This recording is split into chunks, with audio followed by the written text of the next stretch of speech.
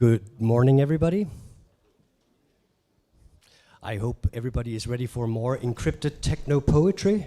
And I really hope that you had a wonderful social yesterday.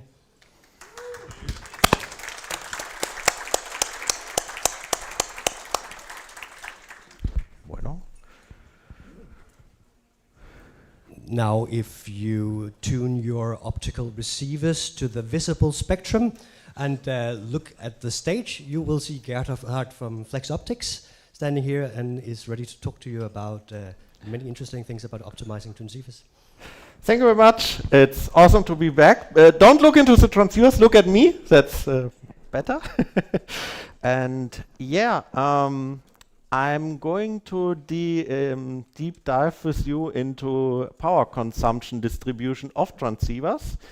And we have quite an agenda ahead, which is crammed into the 25 up to 30 minutes. Hopefully I try to keep it as little as possible.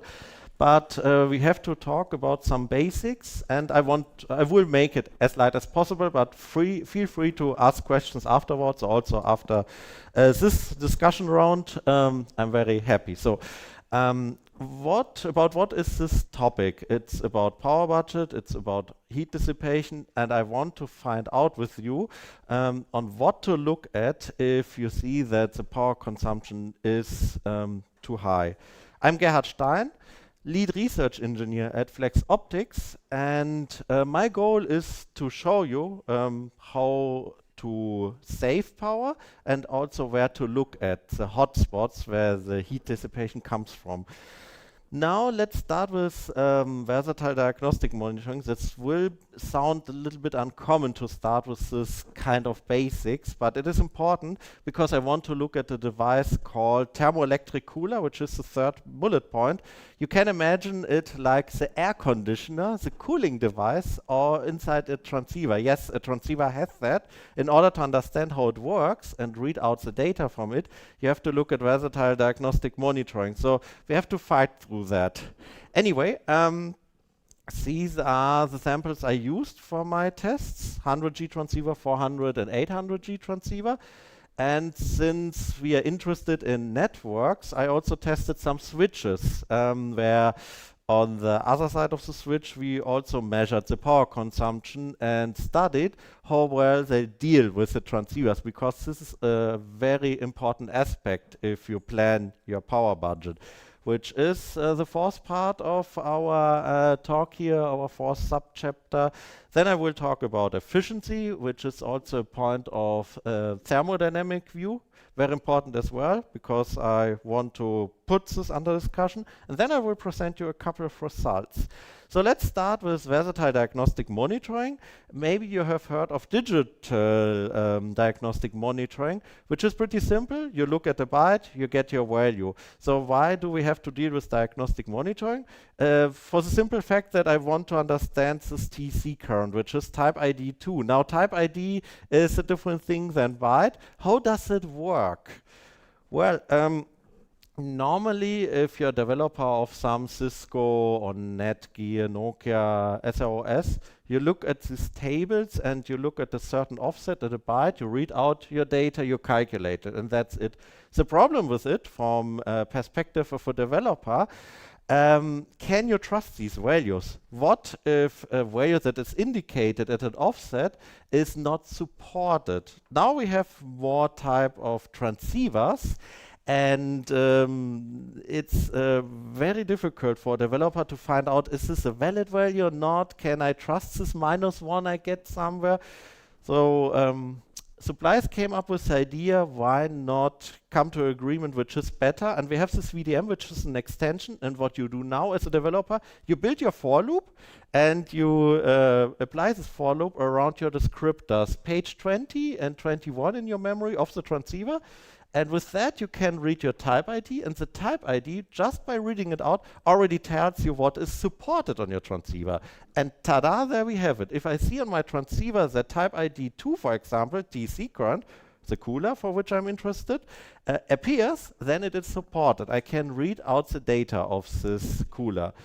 then I look into a sample table, calculate it, and that's it. So with this, we have some ammunition to work with and look deeper into the behavior of the transceiver. Now, is there support in the switches? Because I talked about support.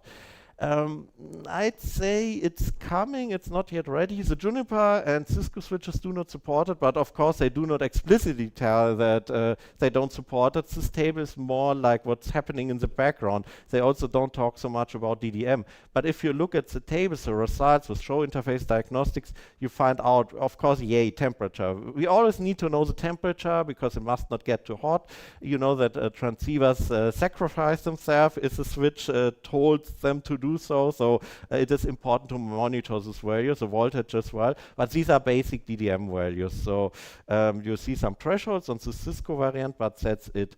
How does it look if there is VDM support? Here's a Cisco switch that does it. You can see the laser temperature because the laser temperature is also part of VDM. Usually, in most of the cases. So here we found out, because it has a laser temperature, it is supported, but what is more interesting, the laser temperature has a target. It's a fixed value, it's a specification. Why?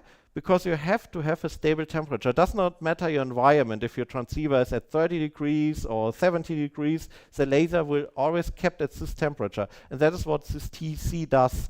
But what is more interesting, if you read from the CMIS VDM, for example, the laser temperature, you never get the absolute value. You get the difference. So what your Cisco here is doing is guessing the value. It guesses the 50, which is the target temperature, which comes from some manufacturer specification.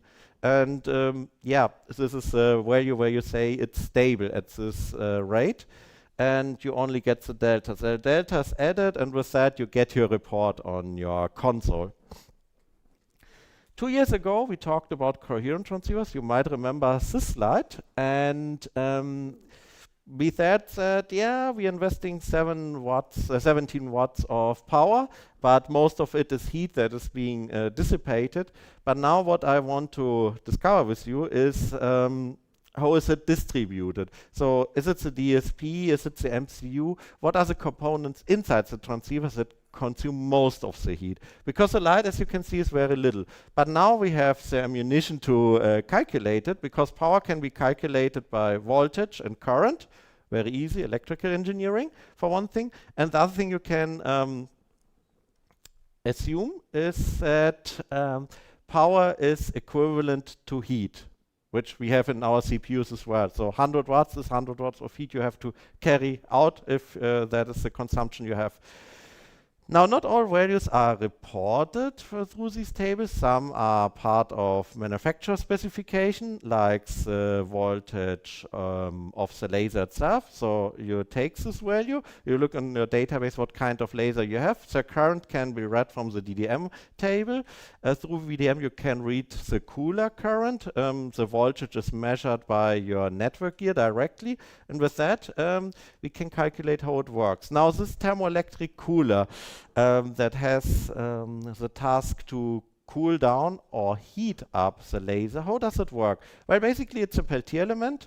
You can see it's a photo how it looks at large scale. This is used in laboratories and help to keep a stable temperature. And that is what you need on your laser. On the picture to the right bottom, you can see inside this chamber, the TOSA, the thermoelectric cooler is inside of that, and the principle works like that. You have semiconductor plugs that have absence and saturation in interchanged of electrons, and if you push current through these semiconductor plugs, what you are doing is exchanging energy levels, and that exchange is manifested in a hot part and a cold part. And if you have a hot part and a cold part, what you are doing is heat transfer. You are transporting heat. And the good thing with that is if you just swap the voltage, you are telling this electric cooler to heat. So you can heat and you can cool down at a fast rate. Now, an air conditioner would be more efficient, but imagine the size that it would be. A degree of efficiency of 40% is not so good, but this Peltier element is even worse. It's at 10%. And that made me puzzled in my mind. Well, maybe you should look at it. It's energy consumption because it's so inefficient, and that is what we are going to do here. But before I get to the results, I want to talk about power budget, which is the point of view of a network engineer. At least I believe that it is. If you plan your system, your rack, your data center, and so on, you have to look sometimes at power classes. In the older days you were doing that, and with power class you know the use of wattage because it's bound to the wattage, but we don't do this so much nowadays. So this is a table for the to the left side for the QSFP28 for the 100G transceiver, and it's a little bit messy. You have to look at byte 107 if it's power class 8 and so on, and the consortium for the same as QSFP-DD and OSFP transceivers, so the 400G and later ones, came to an agreement that it is better to clean this up. And it's not so important to look at the power classes anymore because we have so many different kinds of applications nowadays. It's more important to look at the max power. So you want to have a worst case scenario if you plan obviously your budget. You look at the maximum power class and you look at your maximum power consumption, which you can read out, obviously, but it doesn't help you if you don't have the transceiver yet. If you plan a budget, you want to buy this first or get it organized. So in our example, if you look at our shop, you want to buy a transceiver, just look at the power consumption. That's the worst case scenario you can assume, and with that you can plan. So if you buy 10 of these coherent transceivers, you have 220 budget to consider, just for transceivers, plus a switch and so on, you know, the gist. Anyway, here we have a research tool I built myself. Yeah, the Flexbox we are supplying. We also use it for our internal research, and we read out different kind of values.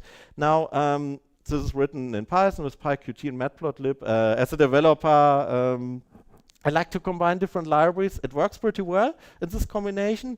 Matplotlib for some graphs to the right side, and PyQt for some controls and buttons and so on. And here you can see the energy flow when it just plugged in the Flexbox. And now if I plug in a transceiver and give it some power, which I can do, you can see what happens. We have to the right bottom green lines our power, which does not exceed 1 watt, which means it's in low power mode. That's a special case. It doesn't have to do with the power class. Low power mode is really a mode you can set. The transceiver is functional, you can talk to it, but not everything is enabled. It's like you enter a room, but you have dim light, right? It's functional, you can increase the brightness of the light, but it's not yet operational. I mean, imagine if you dim the light, I stop talking, right? Something similar to that. Anyway, now I want to put it into operation. I toggle the laser, and now you can see the energy flow where it goes. A lot is taken from the battery. It's going into the transceiver, and the TC is heating up in this case. Why is it heating up?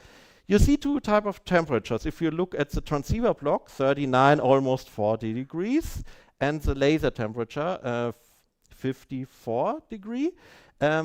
This laser has a target temperature specified to 55 degrees. It's a little bit too cold now. It's heating up, the TC is heating up. Why? Because our environment is at 40 degrees. So it has to heat up. As soon as it reaches the 55 degrees, the transceiver itself, it starts swapping between red and cold block. What you get to see with the temperature to the right side obviously increases, so you have to watch for that.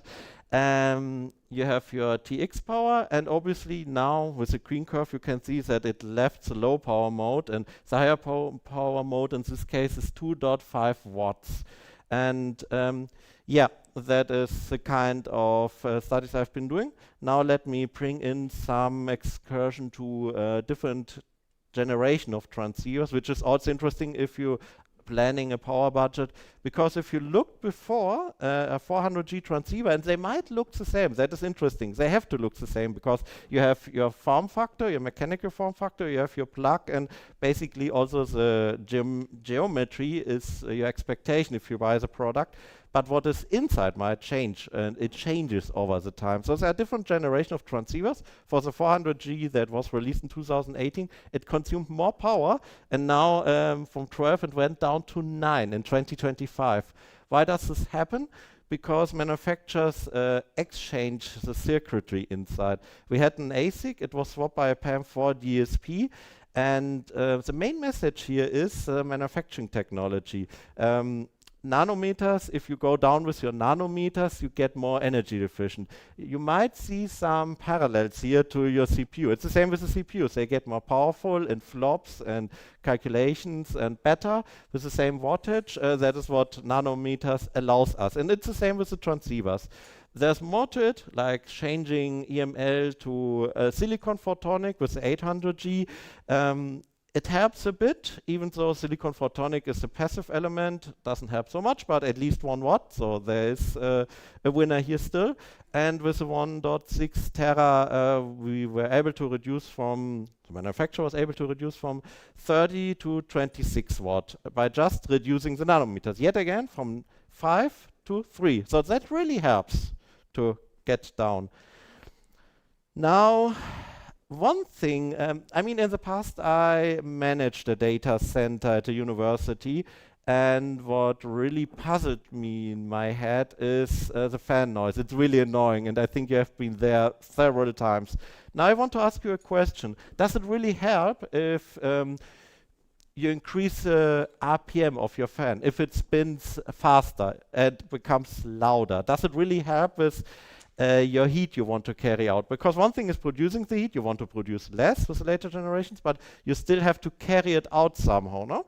And earlier generations where the bandwidth was lower, it was enough to just plug it in, and the natural convection, because air gets heated up, that was enough. It was cooled down through a heat sink, but nowadays it's not possible anymore. You have to have very quick and efficient fans. But how efficient do they have to be?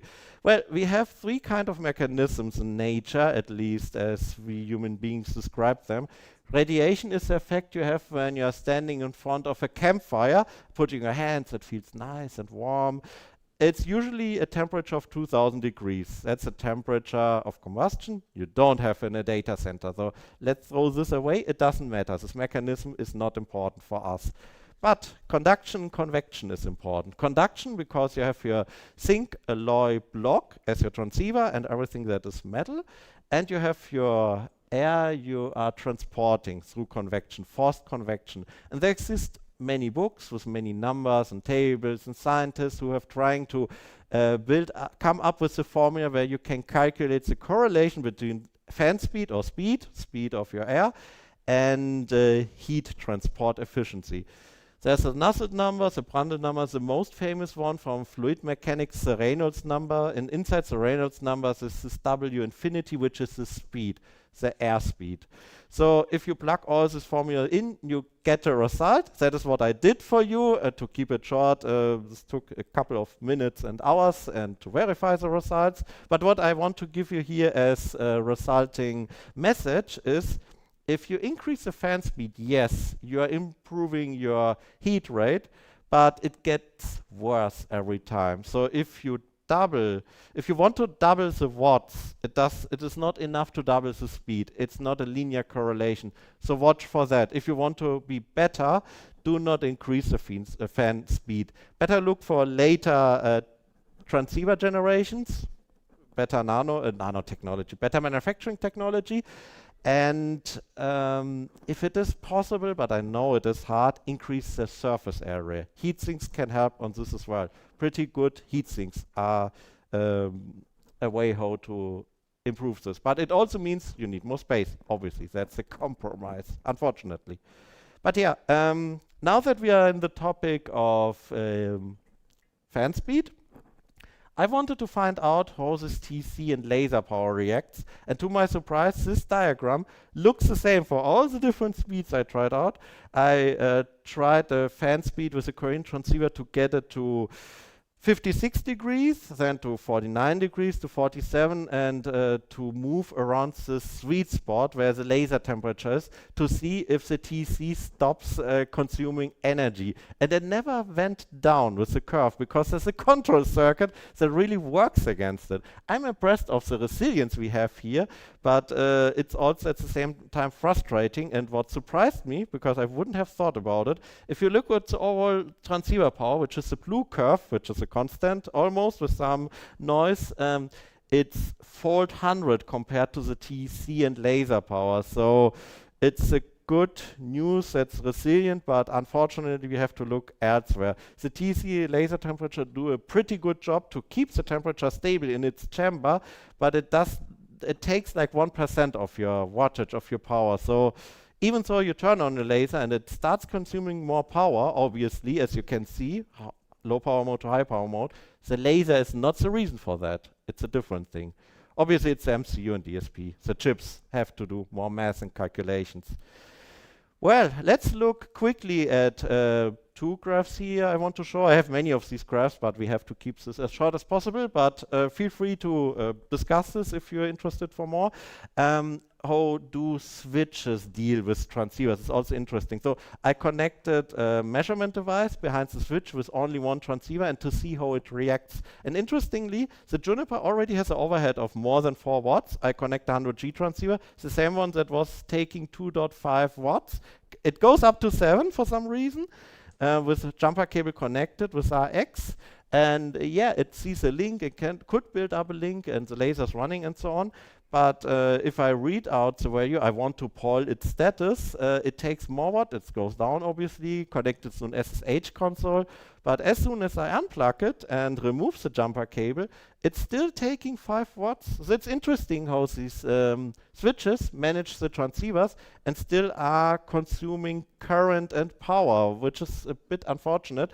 In some cases you can control, in others you can't. There are thermal profiles, especially with Cisco, they have some license agreements. I'm not so much into this, but it is what happens, and yeah, you have to look for this. The second graph I wanted to show is interesting because we have 2 transceivers of 800G that have the same power consumption, and I wanted to check and confirm if that's true, because 500 meters and 2 kilometers consume the same wattage. Is this true? Well, I checked it, and the Cisco can deal pretty well with it, and it really does that. So it's not always the case. With the 10 kilometers, you have like 2 or 3 watts more to consider, but some cases it is the same. Yep, and it's a pretty good management. Anyway, I promised last year to go the opposite side of heat. Let's freeze the transceiver and see how it reacts. So the ice cubes are basically for decoration. That is not really freezing the transceiver down, but it looks nice with a Flexbox 5, some aluminum foil to have some heat protection. And what I did basically was putting nitrogen gas on it and measuring low temperatures. And here again, there's a proof of resilience of the laser and thermoelectric cooler, because as you can see with the blue curve, there's a bit of a slope. But if you look at the green curve, which is the IX power, it does not change so much. The power is quite stable. Even at 10 degrees and minus 10 degrees, it's around the same value. Even the TX, so here you can see the laser TC are very current. They really keep the temperature stable. You have to imagine, I went to minus 10 with minus 20. I also reached this value, but I couldn't measure it anymore. But the laser is still operational. Inside you have 50 degrees, so you have a delta of around 60 degrees inside. It still works pretty well. You have an advantage of 200 milliwatts, but let's be honest, do you want to nitrogen gas your whole data center in order to just save this small amount? I think it's not worth, but anything, it's good to know that that is how the whole transceiver reacts. Anyway, getting to my conclusions, laser and TLC are not the main energy drawer. So we have to look at the MCU, at the firmware, at the software, and how the circuitry works and does the translation from electrical to optical signal. You can look with the pseudo-random binary sequencer, which is similar to when you transfer data. It's a test you can do on some transceivers in order to find out its maximum wattage you expect to consume. There's also a target temperature of around 50 degrees. Some have 55, others I have seen have 60 degrees. It depends on the laser specification, but it is critical to maintain this temperature. If this temperature deviates too much, it might disturb your network. If you're connected to some DWDM, MUX or anything, it might even crosstalk over different wavelengths. So this must never happen, and that's the reason why it is important to keep this temperature. And the transceiver do this pretty well. It is really a system that can do it. Another suggestion, since you are the experts on how to deal with these switches, I'm not good at this, but I'm still learning. If you're able to shut your port, do it. I mean, unplugging the transceiver helps to not consume more wattage, but if you don't have access for whatever reason, if you can shut your transceiver by software, putting it into low power mode, you can consume less energy, 27 to 20 volt, depending on the transceiver model, less. So if you have unused ports, look for those and try to really shut them.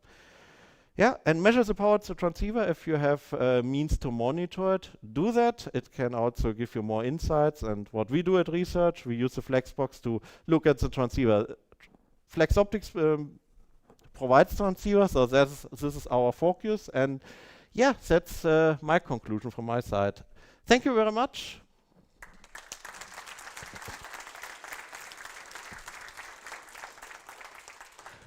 I believe we have time for questions.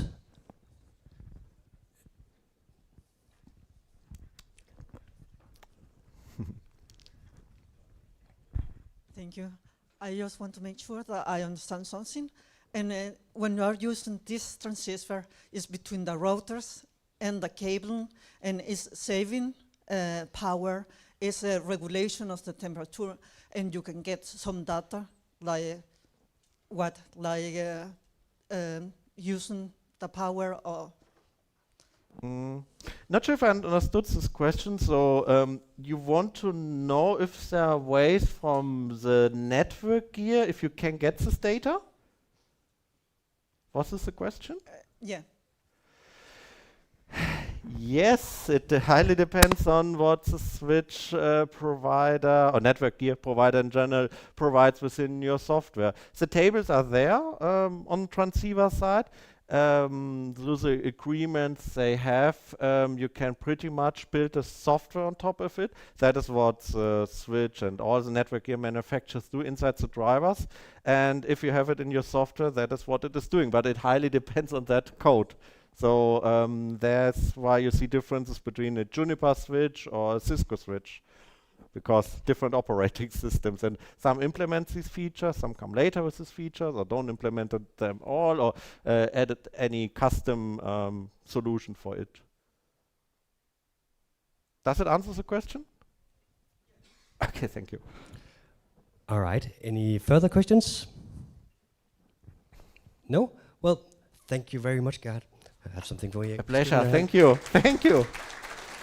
Thank you.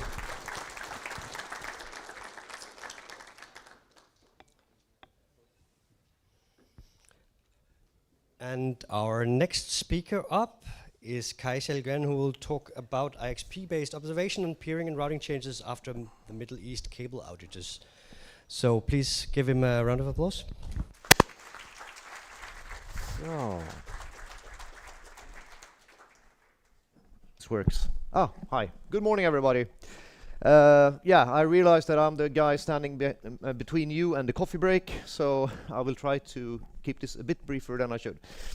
So, anyway, my name is Kai Kjellgren. I work for DKNOG16, and we have made a little bit of a investigation of the cable break that happened in September outside of the coast of Yemen in the Red Sea. This talk is done by Bernd Spies together with me after I joined. So I would say that most of the credit goes to him. I've been trying to add some more stuff, and we're going to continue adding stuff. So this is work in progress. But this is as far as we got now. Anyway, yeah, for you who doesn't know what DKNOG16 is, or if we do, please meet us outside in the booth. Eric is here together with me, so please talk with us. I need to show this for the marketing department, so yeah. And done. So anyway, which cable outage did we look at? It was the 6th of September. I saw this post of Roderick Beck. I don't know if any one of you follows his blog.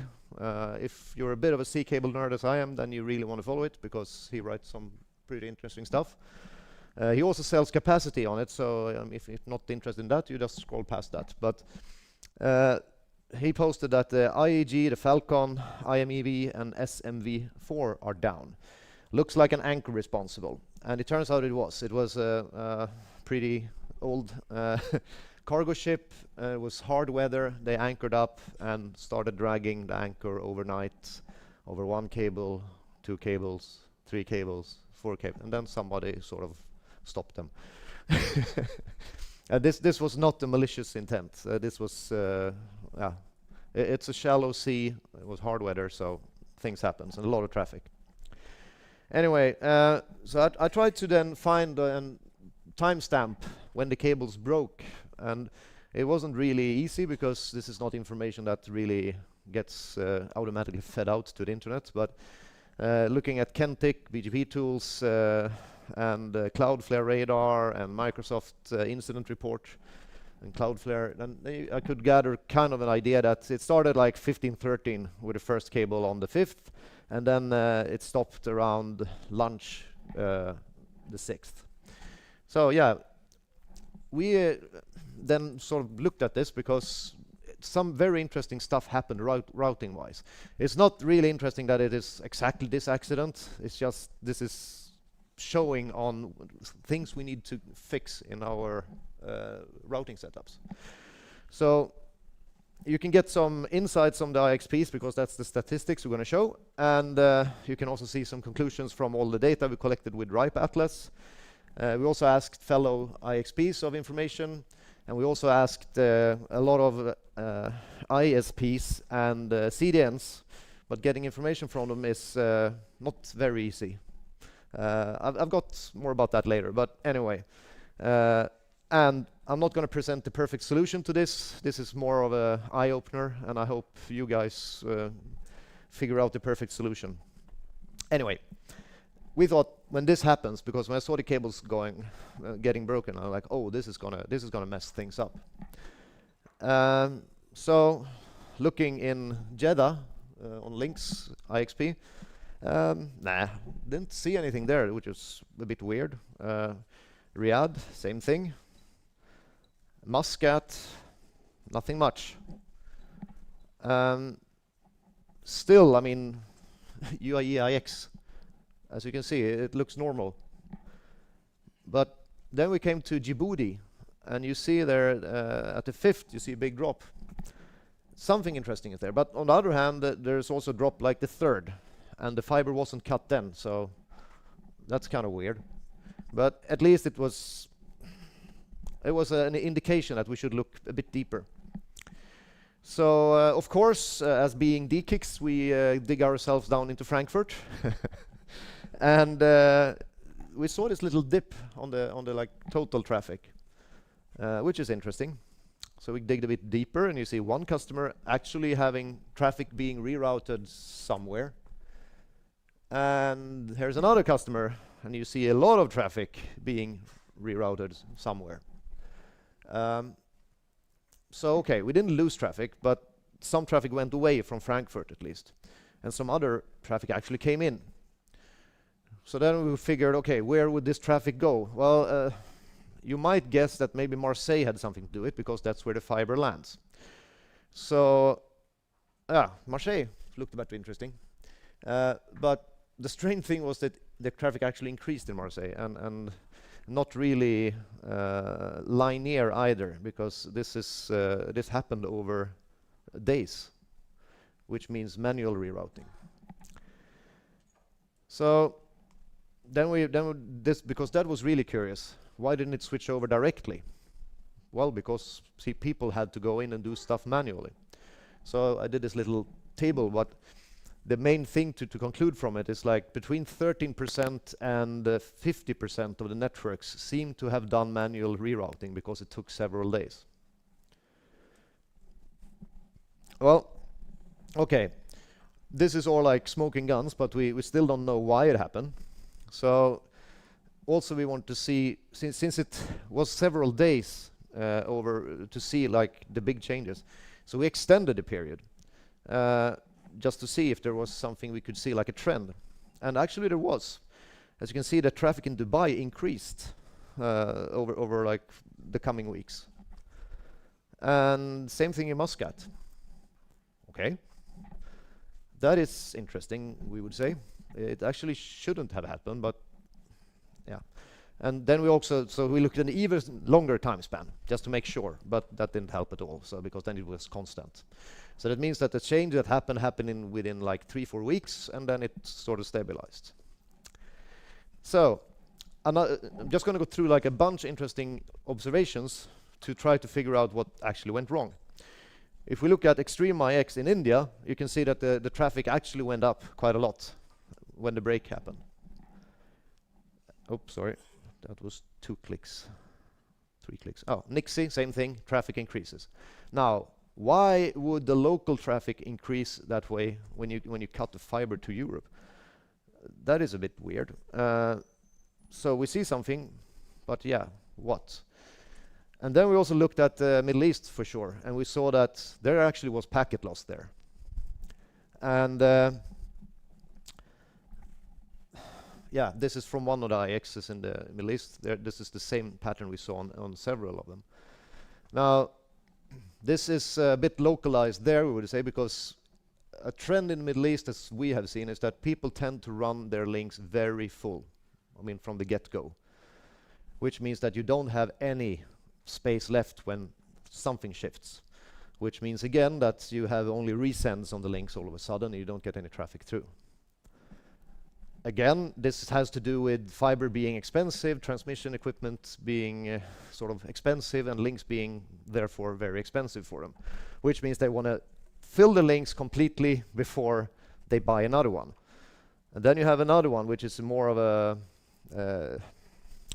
okay, just because your engineer knows that this is a bad idea, we should have more links, doesn't mean he can go and purchase one. Because he will have to explain that further up in the hierarchy, and maybe they don't really get this. They just see, oh, well, there's still 30% left on that link, why do we need more? And yeah, so there are reasons for this, but we see this as a trend on the IXs in the Middle East.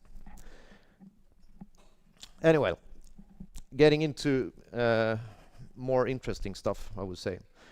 This is an interesting thing. Like one big network in Saudi Arabia to one big network in UAE, where the latency goes up when the cable are hit. In the first place, this traffic shouldn't have been affected by the cable because it should have been local. It's the neighboring country. And even more interesting, this one. Going from 110 milliseconds before the fiber cut to a neighboring country to 20 milliseconds after fiber cut. Now, the only conclusion that can be drawn from this is that we have the master of all trombones, right? They're sending the traffic to Europe, exchanging it there, and then back to the neighboring country. And when the cable broke, then the routing went, oh, it was right here. Ha, will you look at that? Amazing. So we also wanted to check with the hyperscalers. As I said, it's been could we please get some data? Yes, for sure, but it's on the back of my list, blah, blah, blah. And actually, just before I jumped on the flight yesterday, I got some data back, and a lot of data. And I haven't had the chance to really compile it. I went up like 5 o'clock this morning and started, but then I just raised a lot of more questions that I need answers to be able to sort of sync this with our observations. So it's coming, but not today, I'm sorry. So next time probably I will have it. Operators, yeah, that was harder. So if you are an operator and if you want to go in and check your logs for signs like this, it would be more than appreciated. Yeah. What the? Oh. Interesting. I got a black side. Anyway, conclusion. Is these batteries even here? Yeah. So I guess you recognize this. This is like a list of if different implementation, how they do the best path selection. Because the reason we concluded that this has to do it is that the operators that were hit by this with a different latency stuff, they don't do any active routing.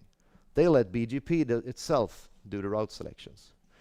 Now, if you got C cables that go away a long distance, it's still only one jump, right? And they are pretty old, probably, these lengths, because these C cables have been there for quite a long time, which means that that session that's up and running is also pretty old. And why does that matter? Because, well, in different implementations, you see at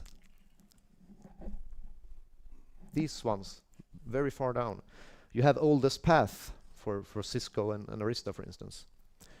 So if this link that goes to Europe has been up longer than this link that goes to the neighboring country, they got the same prefix length, because that is, I mean, it's probable for some networks that it will be the same prefix lengths, because it's no more jumps. It's just that the distance is huge in that end and not very huge there. Or the lowest router ID. Now, if you look at, say, 150 network, you can bet your something on that a lot of those, the lowest router ID is on the link going to the C cable. So all these steps 1 to 8, they actually are not used by these operators. And this is why we see this behavior. This is our theory. If you have another theory, it would be very interesting, but it seems very probable. We have been trying to reach out to some of these networks who saw this, but it's very hard to get any real feedback. And even though we promise them to be anonymous, yeah. So, conclusions from this. Well, make sure your routing policy is keeping local things local, right? Makes sense, because sending stuff over a C cable is bloody expensive, and it increases latency. So I mean, if the neighboring country is there and you got a fiber there, then why not use it? Because apparently the fiber was there since the traffic popped over there when the C cable went down. So, yeah, this is kind of obvious. Don't let BGP do BGP, right? Have redundancy local. So even if you don't think you're going to use this capacity right now, I mean, it can happen, and it's also good if that redundancy is there. So if you cut one cable, you don't lose everything, and don't put it in the cable next to it, because if it's an anchor drag, chances are the anchor is not going to sort of discriminate. It's just going to go, right? Yeah. Anyway, also, if you got critical links, leave headroom. Like if you're connected to an IX with a lot of capacity, make sure you got more than that capacity you plan to use, because, yeah. What else? Automate your failovers, because this is also something we saw. It took a long time for some of the operators to actually get their capacity through. And this might actually be that it is automated, but they didn't test it. I don't know. I mean, if you've been running larger networks and you have provisioned a secondary routes through your DDM11 network, for instance, and then you just leave it at that and you don't test it.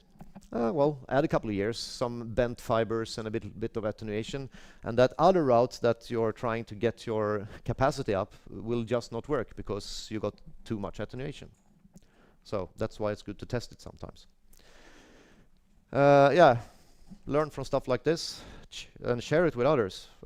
Hopefully we improve together. And which then means that you should actually send competent engineers to the NOGs. We see this in some parts of the world. It's the high brass that goes to the NOGs because the socials are nice. And that will not help too much, because they will probably not even go to technical presentations, and they will not have anything of value to really commit to them. So this is not a problem in the Nordics, I would say, but yeah, might be worth considering, at least if you go to other countries.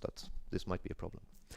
And we need more data to get better answers for more cases. So please, if we ask about more data, or if you can help us out with some statistics and stuff, that would be very good, because then I wouldn't have as many empty slides in this deck as I have right now.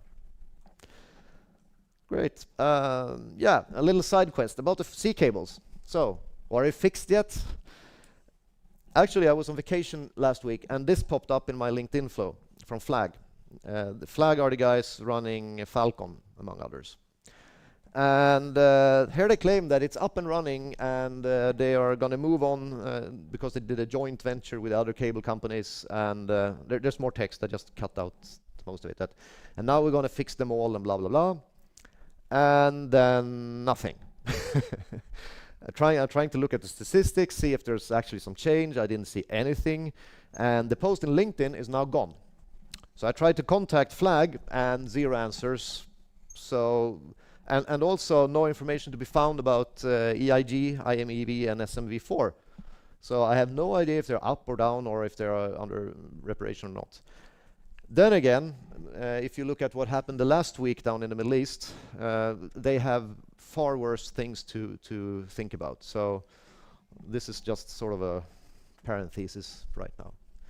But yeah, I think that basically concludes the whole thing.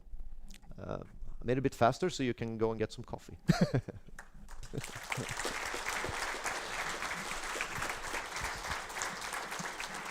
All right. Thank you very much. Yeah. We have lots of time for questions now. And it's very interesting to be reminded about the sort of last points of the BGP path selection list. I don't remember the last couple of bullets there for sure. Lasse is first up with a question. Hi Kai, Hi.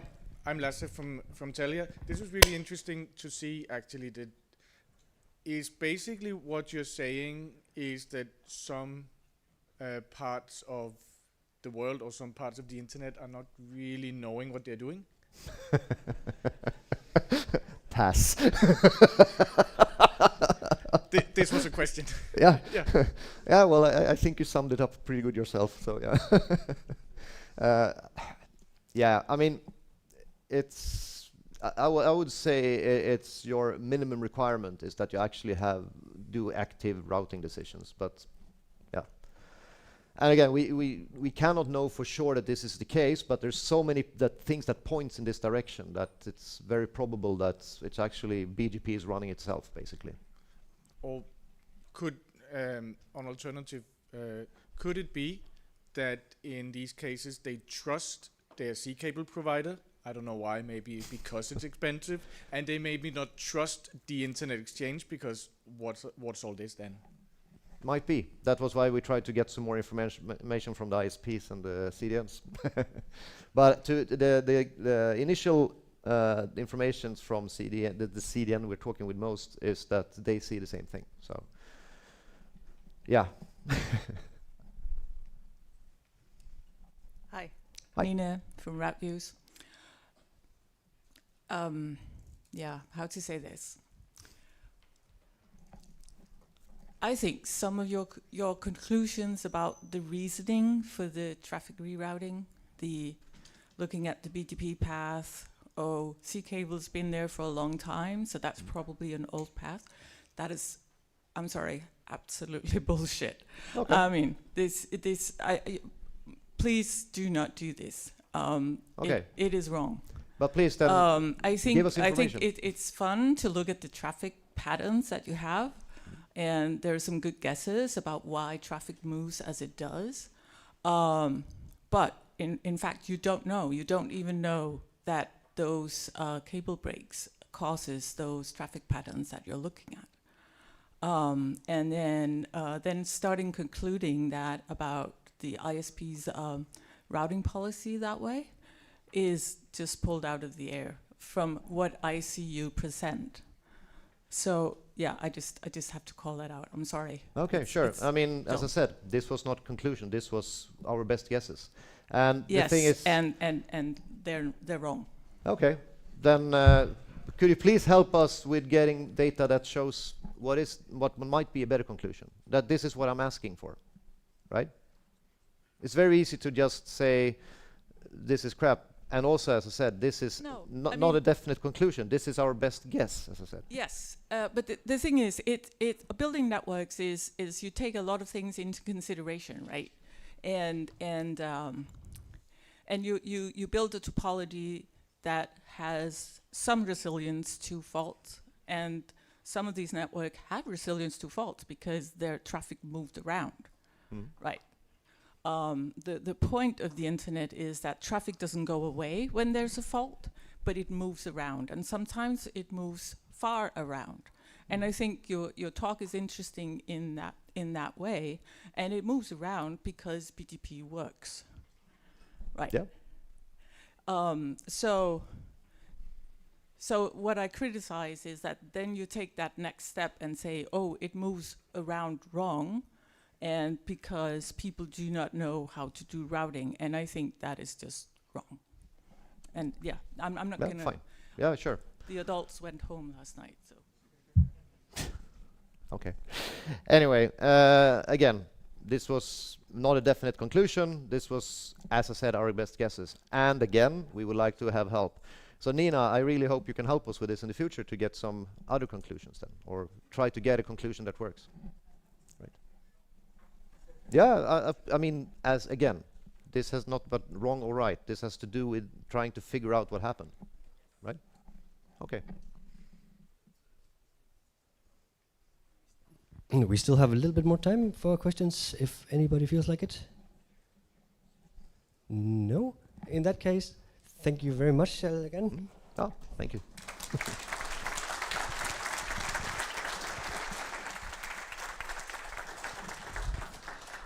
And that leaves us with plenty of extra time for the break. So let's try to be back here so we are ready at... oh yes, before you go to the break, those of you who have not picked up your polo shirts yet, please do. We do not want to donate them to homeless people or other needing people like we have done so many years because they are not picked up. So please pick them up. And then we'll see each other again here at 11:30.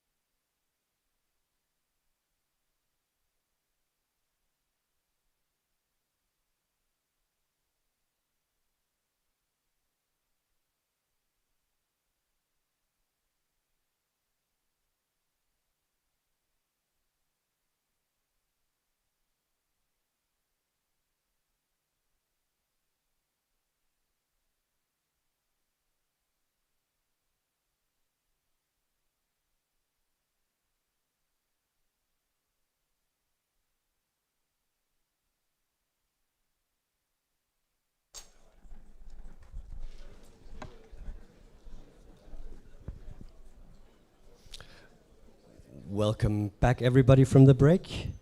Before we get started, I'd like to remind you that we have a quiz later today. It's not an exam, but it's still really nice to know the stuff that's being said on stage, because you might win something if you remember all the details. We have Swiss chocolate as prizes, which is apparently better than Danish chocolate, I hear. I remain neutral in that question. Also reminding people that when you have a question and go to the microphone, please get close to the microphone. I would now like to invite and welcome to the stage Andre, who is going to teach us a little bit about ASPA and how to improve BGP security. So please give him a round of applause.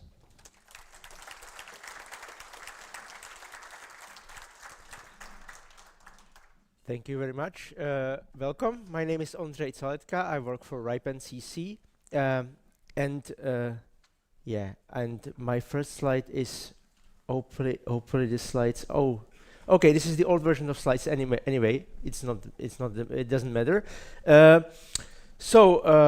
going to talk about ASPA, which is the new tool for routing security that uses RPKI, and it's like the new kid on the block for the routing security. For the sake of time, I'm going to rush a little bit through the introduction, which is more to put us on the same page, but I'm very sure that most of you already are network engineers. You already heard about internet routing registry databases like RADB and so on.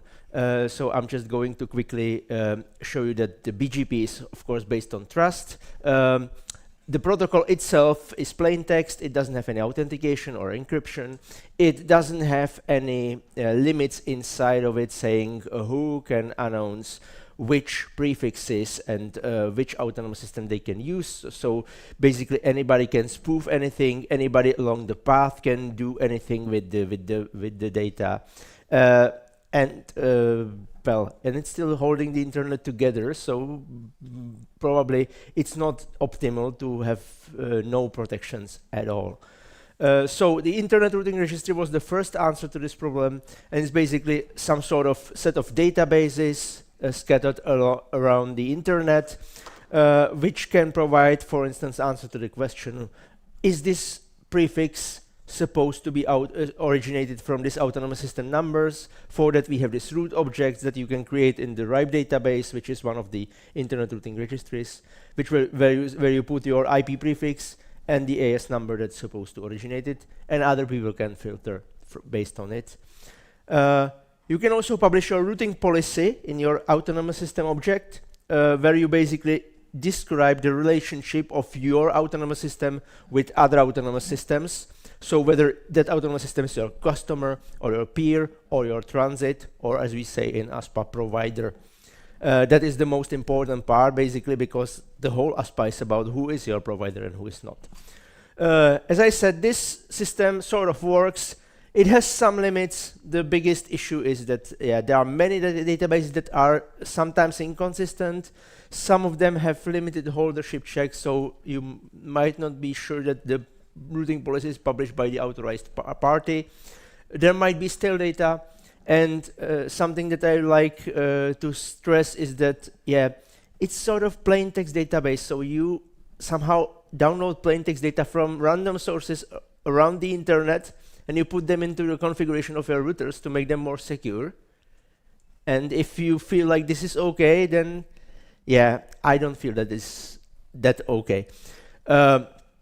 But it's still there, it's still being used, but the answer of the internet community to it is something called RPKI, which you probably already heard about a few times. Resource public key infrastructure, where basically we said that let's do something like internet registry, but let's do them in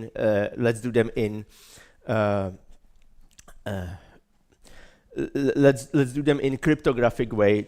So we just put their electronic signatures, we just put their certificates, and basically every holder of resources, be it IP addresses or autonomous system number, can get their certificate from their regional internet registries like RIPE-NCC, which will basically this certificate will basically prove that this person, well, actually somebody who holds it is holder of that particular IP address space or autonomous system number.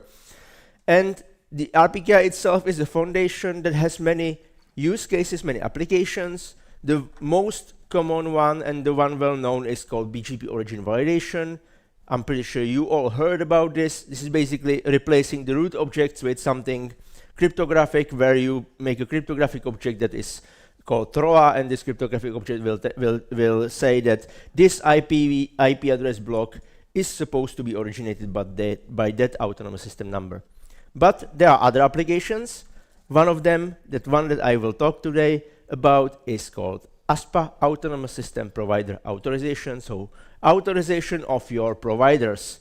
And the third use case is BGPsec, which is protocol that is sort of like there, but nobody uses it, and I'm not going to cover it today. All right. Yeah. So, in a nutshell, how does RPKI work?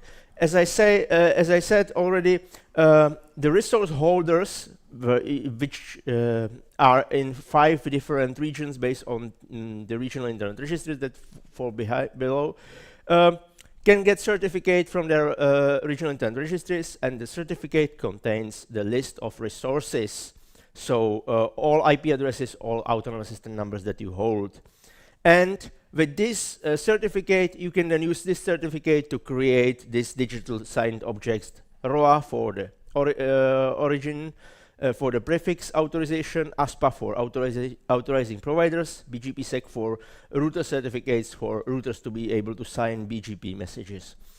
And once you publish this data, anyone else on the internet can download this data and use them to create these filters. So something that we now do with IRR with just plain text is a little bit more secure.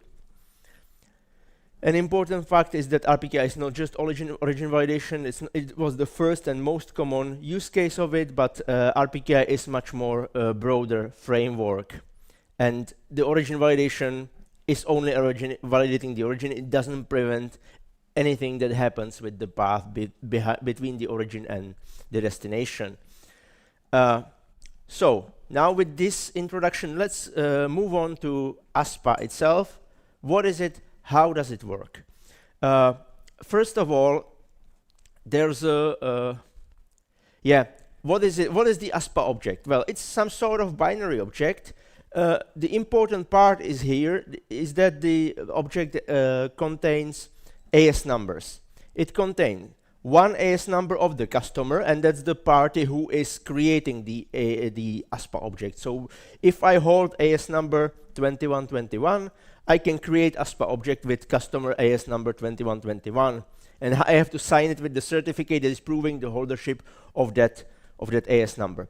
And then the second part of this is list of providers. So I can put there a list of AS numbers that are supposed to be my providers, and there can be more than one. And that's about it. The rest is basically some sort of cryptographic things like not before, not after, public key, signature, all these things we can more or less ignore. Important part is that you have to be holder, and as a holder, you have option to point which other AS numbers are your providers. And what we do with that? Well, the ASPA is trying to figure out whether a path that the router sees on their BGP session is sort of like plausible, or more to be precise, it tries to figure out whether the path that you see is implausible, and if it's implausible, it should drop it. Otherwise, it will just leave it, because so it just basically only remove the paths that are obviously wrong. So how does it work? For every hop, for every pair of ASs on the path, it will verify their relation based with 3 status. So either the relation is provider, that means the hop that is closer to us is listed in provider of the other hop, or not provider, that is not listed, or that the first hop doesn't have any ASPA. That means no attestation. That means we don't know, because there's this option for gradual deployment where basically not everybody has to create ASPA at the same time to be functional. And then, if you are receiving a path from your customer or from your peer, it should be invalid if you meet any node provider on the path. I will have a picture in the next slide. Important is that, yeah, if there is no attestation, it's okay. So not everybody has to have ASPA at the same time. And in case the RPKI system fails itself, everything will fall into non-attestation, so it should be also okay. In any case, if there is between your customer and you, if there is some node provider relation, then something is wrong, and apparently the path went somewhere where it shouldn't. So here we have an example for a customer. We have a customer, this AS4 is customer, and we are AS1 on top of the diagram, and we are validating. And we are seeing that this prefix is coming from this path. It's like coming from 4, then 5, then 3, and then 1. So it's basically coming from the right-hand side. And we see in the ASPA data that AS4 has ASPA, and AS4 said that their provider is only AS2. So the pair 4 to 5 is a not provider relationship. 5 is not provider of 4. And in this case, it means that this path is invalid and this will be dropped. Important thing, if you start configuring ASPA, you will find out that there are actually 2 modes of validations. One is called upstream validation, one is called downstream validation. And it depends on what kind of relation you have with your peer, which kind of validation you should apply. So right now we are validating routes from our customers, and in that case we should apply upstream validation, which is the more strict one. Second image, which is basically the same situation. The router sees the same, but here the only thing that changed is that basically you see that now, before it was obviously some malicious actor, the AS5 was basically trying to cheat and pretending that it's transiting AS4 even though it wasn't. But it might be just an error. It might be just a route leak. If there is a peering between AS4 and AS5, and this peering actually leaks towards transit, it will be dropped as well, because ASPA doesn't care. ASPA just cares about whether the path is plausible or not. And you can see that the only plausible path from AS4 towards upstream is AS2. So that was the easy part. That was the relation with our peers or with our customers, where we only expect that the data is basically flowing upwards in the hierarchy. If we have a customer, the path from our customer to ourselves shouldn't involve any transit provider, for instance. Doesn't make any sense. However, what if we are in the role of an end network? That means, what if we are receiving traffic from our transit provider? In that case, ASPA is doing something that is called volley-free routing. Basically, the idea here is that any traffic from anywhere in the world, the announcement should first go up from the lowest level of this hierarchy to a provider, possibly to a transit provider to tier 1, and then once it's as up as possible, it should go down from tier 1 to some tier 2, all the way to the end customer. And that's it. There is no use case or no plausible scenario where the path will go up first, then down, then up again, and then down. So this would be called path with valleys, and those valleys are avoided by ASPA. So now I'm going to talk about this more complex part of ASPA validation that is called downstream validation algorithm. And this is the validation algorithm that you should use towards your providers. So for the routing information that you receive from your provider, you should use downstream validation. How does it work in text? Again, every pair of hops, every pair of AS numbers is verified as either provider or not provider or no attestation.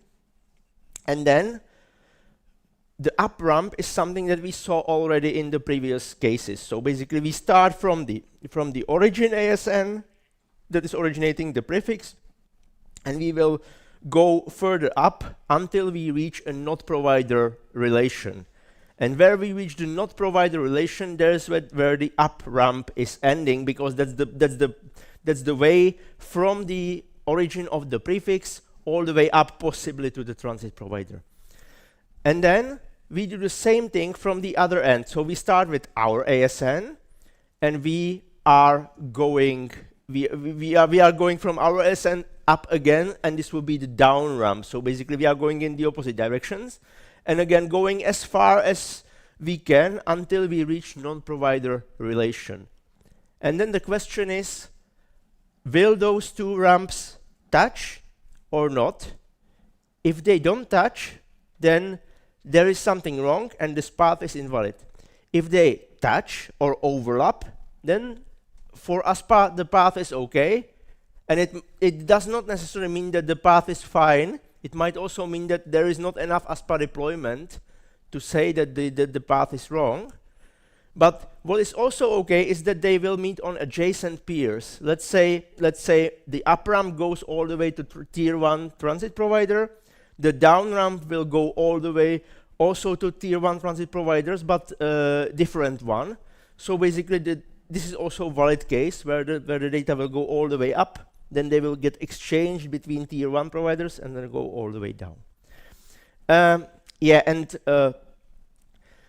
ASPA is having 3 possible states of the validation. So as I said, if these two ramps will not touch and there will be more than 1 or more hops between the end of those two ramps, it would be invalid. If they touch or if they meet adjacent peers, then it would be unknown, unless there was no attestation along the way. So basically, if everybody has an ASPA, only then it would be in state of valid. So important thing is that you will see mostly unknown unless ASPA deployments go very high. So unknown is as good as valid. Important thing is to filter out the invalid path. Oops, that was fast. Yes, so some examples. So the simplest example here, let's say we are this stub network on the right-hand side validating. So you can see that there is some originating stub network on the left, and here we have some peering examples. So basically the provider of the stub network is peering with our provider. So the up ramp is going from the stub to the provider. The down ramp is going from our provider to our network. And these two providers are adjacent. There is no hop between, so this is valid. Other example is that we are meeting at the same tier 1 transit provider. So in this case, again, the ramps are just touching. So that is also valid example. What is not okay is this example, and let's first see what the router sees, because it's quite easy to get focused on the image, but of course the router doesn't see any nice image with ASs in up and down. It only sees the list that is visible on the right-hand side. So in this case, AS4, the rightmost AS, is validating, and it's seeing the path that starts with 5, 2, 3, 1, 4. And if we look at the ASPA data that the router has available, it says that AS1 is listing AS0 as its provider. And if you list AS0 as a provider, that means you are claiming that you don't have any providers, that you are provider free, therefore you are on top of the internet hierarchy. And at the same time, AS2 is claiming that AS1 is its provider. What the router does, it will build the up and down ramp. So with the up ramp, it will start from the end, and it will go all the way until it reaches the node provider. So in this case, it will go 5, 2, and then 2. Only provider for 2 is 1, but the next hop is 3. So 3 is not provider for 2. So the up ramp is consisting only from 5 and 2, and you can see it also as a green arrow in the left. And then it will start from itself, calculating the down ramp, which start from 4 from itself, goes to 1, and 1, as we said, is provider free, so there is no provider for free, so 3 is definitely not provider for free. So you can see the down ramp is 4, 1, up ramp is to 5, 2, and in between there is 3. So the 3 is not covered from either ramps, therefore it's a valley, and therefore this path is invalid. Similar case, this is something that where some customer that is multi-home, for instance, has leaked their routes from one transit to another. That's the AS4.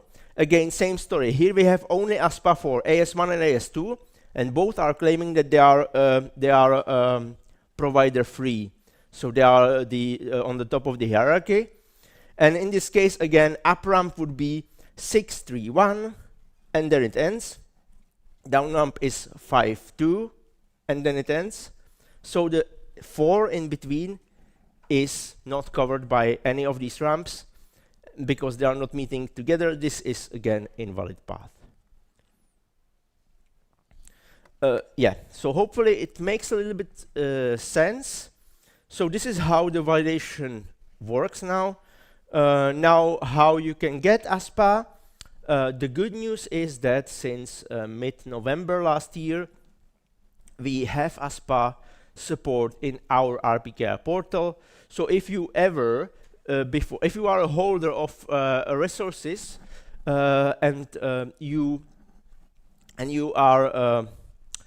if you are a holder of resources and you have done previously ROAS, that means you authorized autonomous systems to originate traffic for your autonomous system number.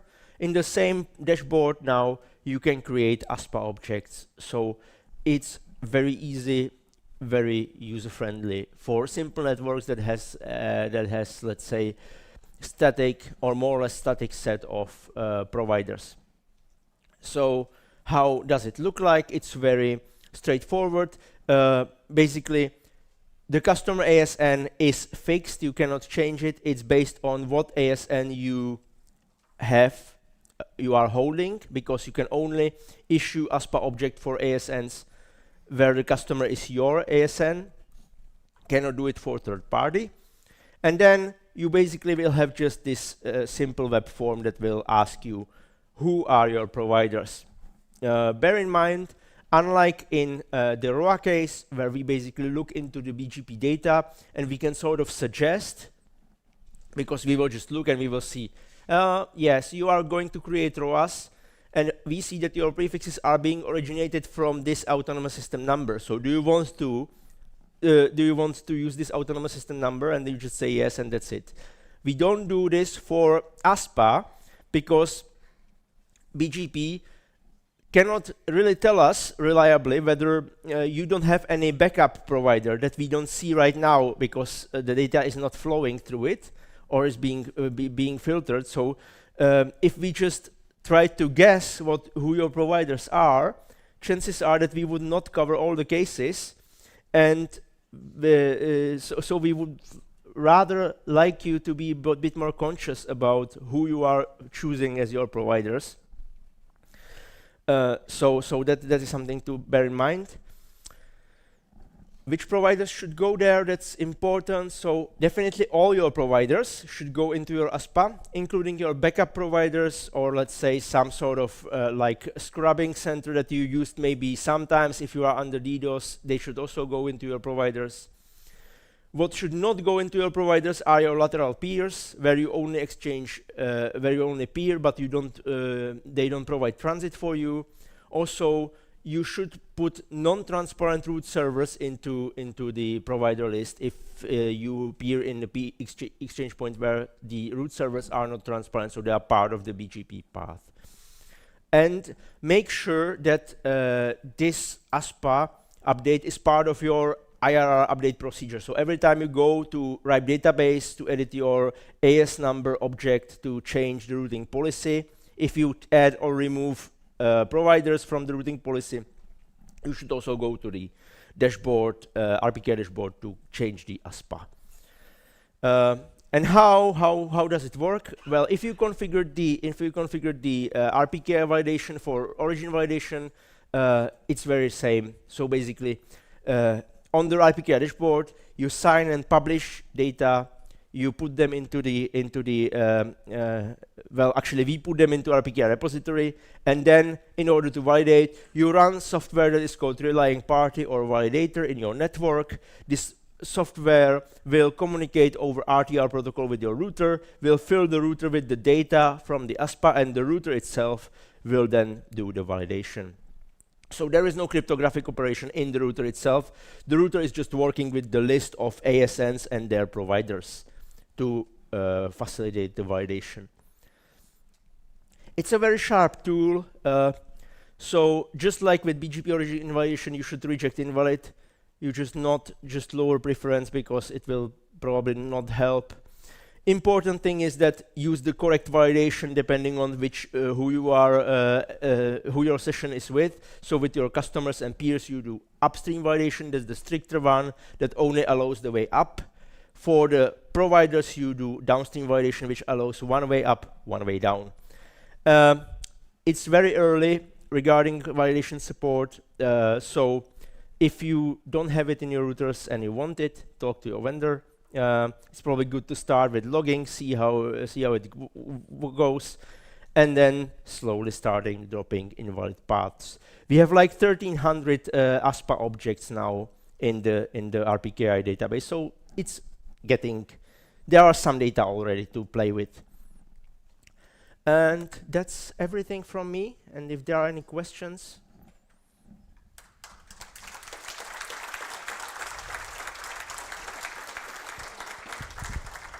We have a question here.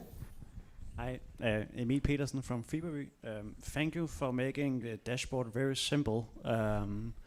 We could immediately see route leaks and an invalid ASPAs in our monitoring just afterwards. We activated this. It was very nice to have a bit more information. I will ask that as a network provider, you ask your downstreams to sign you as a ASPA. So we get more signed objects. Like we have been asking our downstreams. Even if you're not filtering yet, it means you have more information and you have more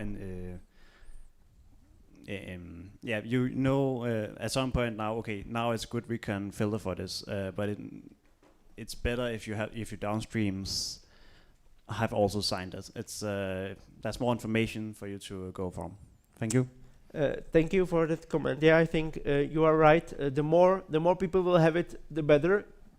At the same time, what we are really trying hard to avoid is the situation where people just do some random data because nobody is validating, and then there will be still data, and then when somebody tries to validate, they would figure out that they need to put workarounds, because if they just validate based on the data, they will drop something that they cannot afford to drop. So we really hope that the validation will come quick up and nobody could afford, to put wrong data into the database, because that's the case with ROAS already. If you break ROAS, basically your internet will stop working. You will not even reach the RPKI portal where you can fix it. So there we are already in this state, and I hope with ASPA we will get there quite soon. Another question? Hello, Brian Holloway, Pavlov Media. You mentioned 1,300 objects so far. Can you comment on the adoption rate? What does the growth look like? I cannot really. I don't have the data with me. Maybe someone else has. Well, it's pretty fresh. We had it, RIPE and CC had it as a first registry in the, as I said, mid-November last year. So other registries are joining. So yeah, let's say we are now in the early adopter stage. Thank you.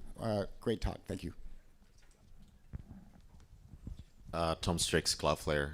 Thank you very much for making sure that every single year we get at least one RPKI talk, so that's a good thing. I'm sure Job will appreciate this. One thing that I'm a bit curious about with RPKI ROV, one of the things that we've encountered before once we started rolling things out is that people didn't always know what they were doing, and they inadvertently signed an ROA in the wrong way and then kind of shot themselves in the foot. ASPA has the exact same risks as you've outlined. Are you considering alerting or kind of notifications or massive warning banners by, like, RIPE has an amazing view of the BGP table. Do you intend on warnings like, hey, you're signing an ASPA AS0, for example, and we're seeing your prefix being upstreamed by someone else? Are you sure you want to do this kind of thing, or? Yeah, that's very good. That's very good point. I'm pretty sure my colleagues are working on some sort of this. So we will not. And also to your first point, yeah, with ROAR we definitely see it. We have people calling us saying, "Hey, help! I'm under attack. Somebody is hijacking my prefix." And we just tell them, "Yeah, they're hijacking your prefix because you didn't get ROAR." So they go to the portal and they will authorize the attacker because they will just go click, click, click, and they just go through. So we want to avoid this situation. As I said, my colleagues are working on some sort of like, are you sure thing. Exactly, but we are not going to go all the way saying, yeah, according to BGP, we see that your providers is this, this, and that. You do want to authorize it, yes. We want people to make conscious decisions. Perfect. Thank you very much. We have a question. Okay, we'll take you first. More of just a response to the previous question. The ASPAs are growing at roughly 5 different ASNs a day are signing. So we're about like 1,300, 1,400 now. And I've forgotten the second bit, but yeah, I just thought I was going to provide some data for the previous gentleman. Thank you very much. Okay. Any other questions? No? Then thank you very much, Andre. Thank you.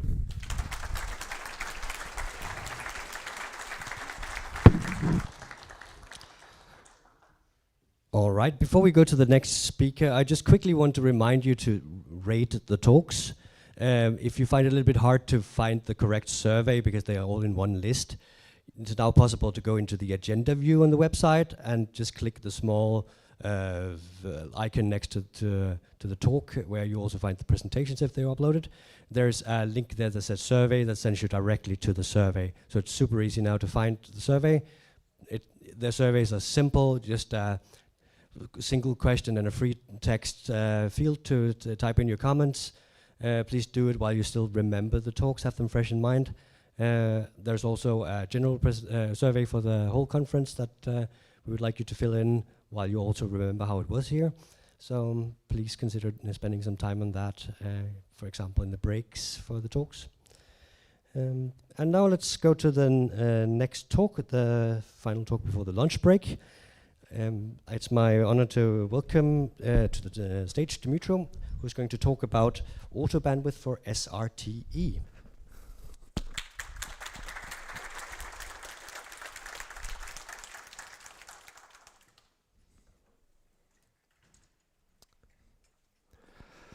Hi everyone, my name is Dimitro. I am a developer of Traffic Dictator, which is a controller for segment routing. It's multi-vendor based on open standard. So this talk is about my prototype of auto bandwidth solution for segment routing. So first, what is auto bandwidth? It's not a new thing. It existed for a long time with MPLS traffic engineering using resource reservation protocol, RSVP-T.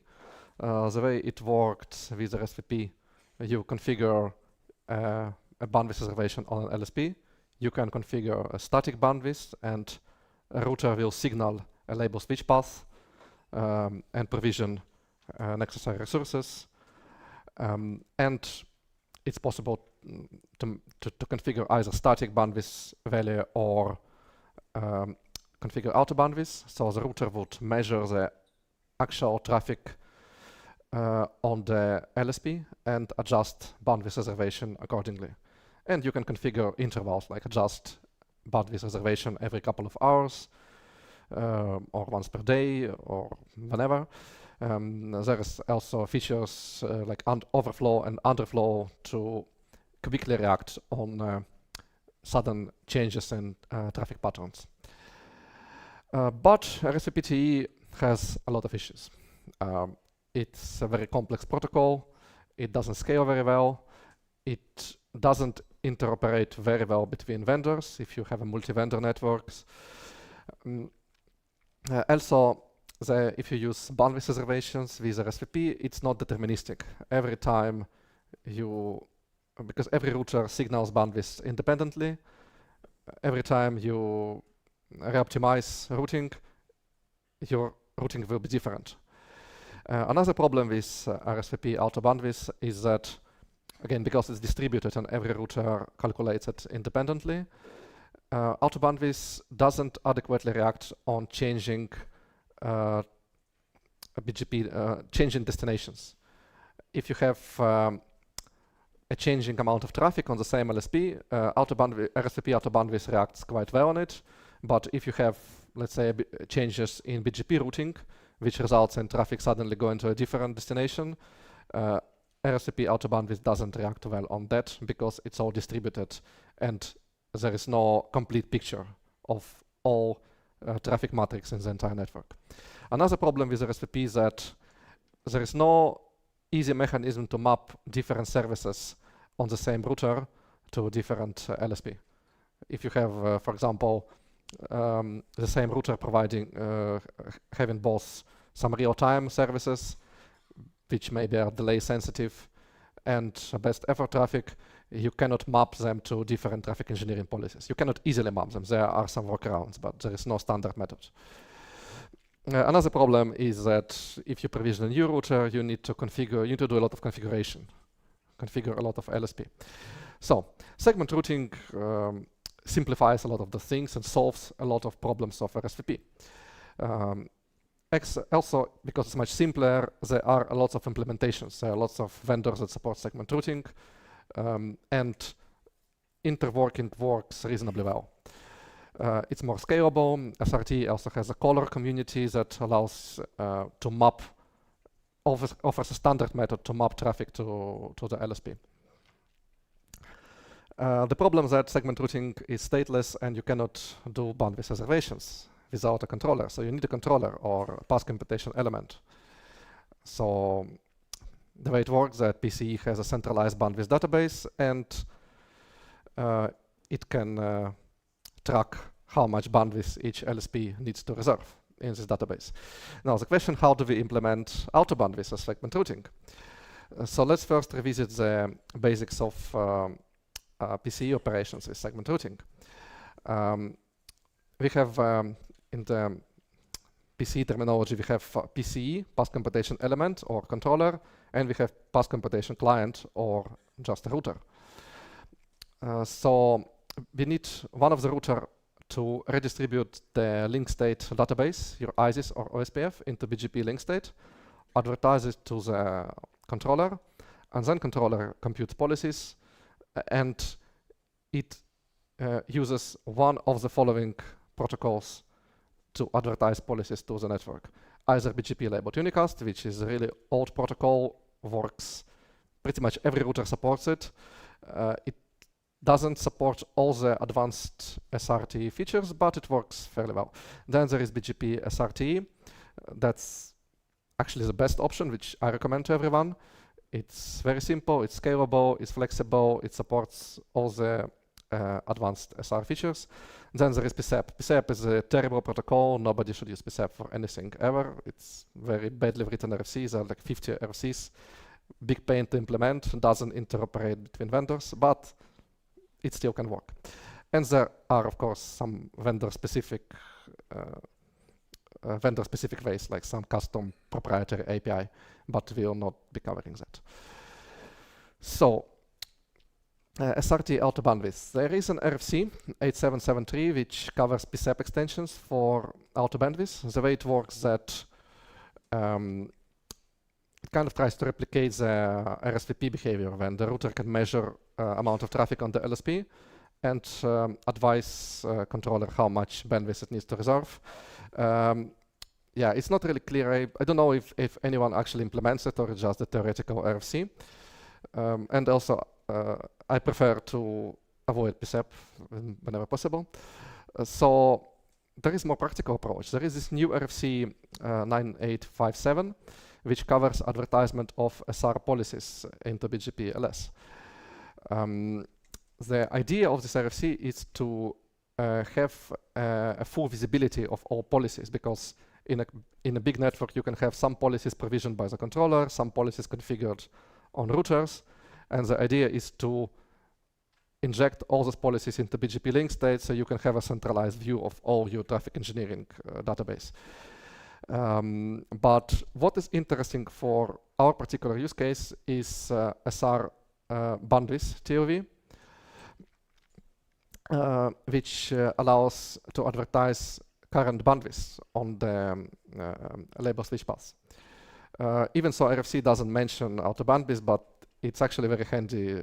It's actually very convenient to use this TOV to implement auto bandwidth.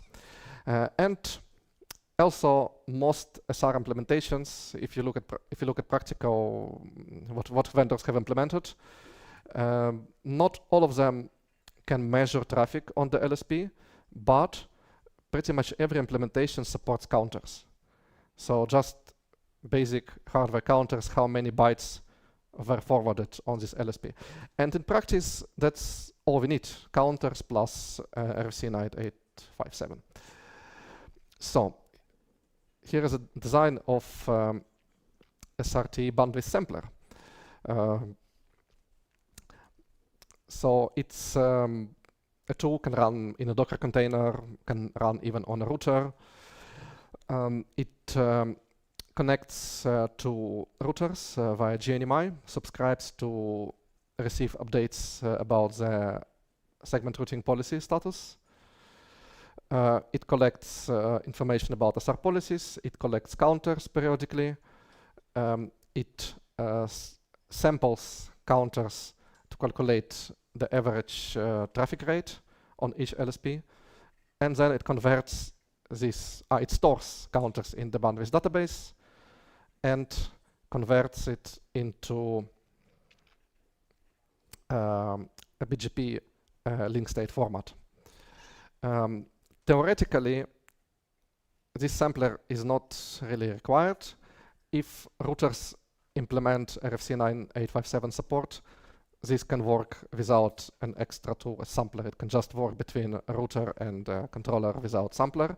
However, sampler still can be useful because it allows us to have a centralized view of all policies and all SR counters, which is, we will see later, handy to run various analytics.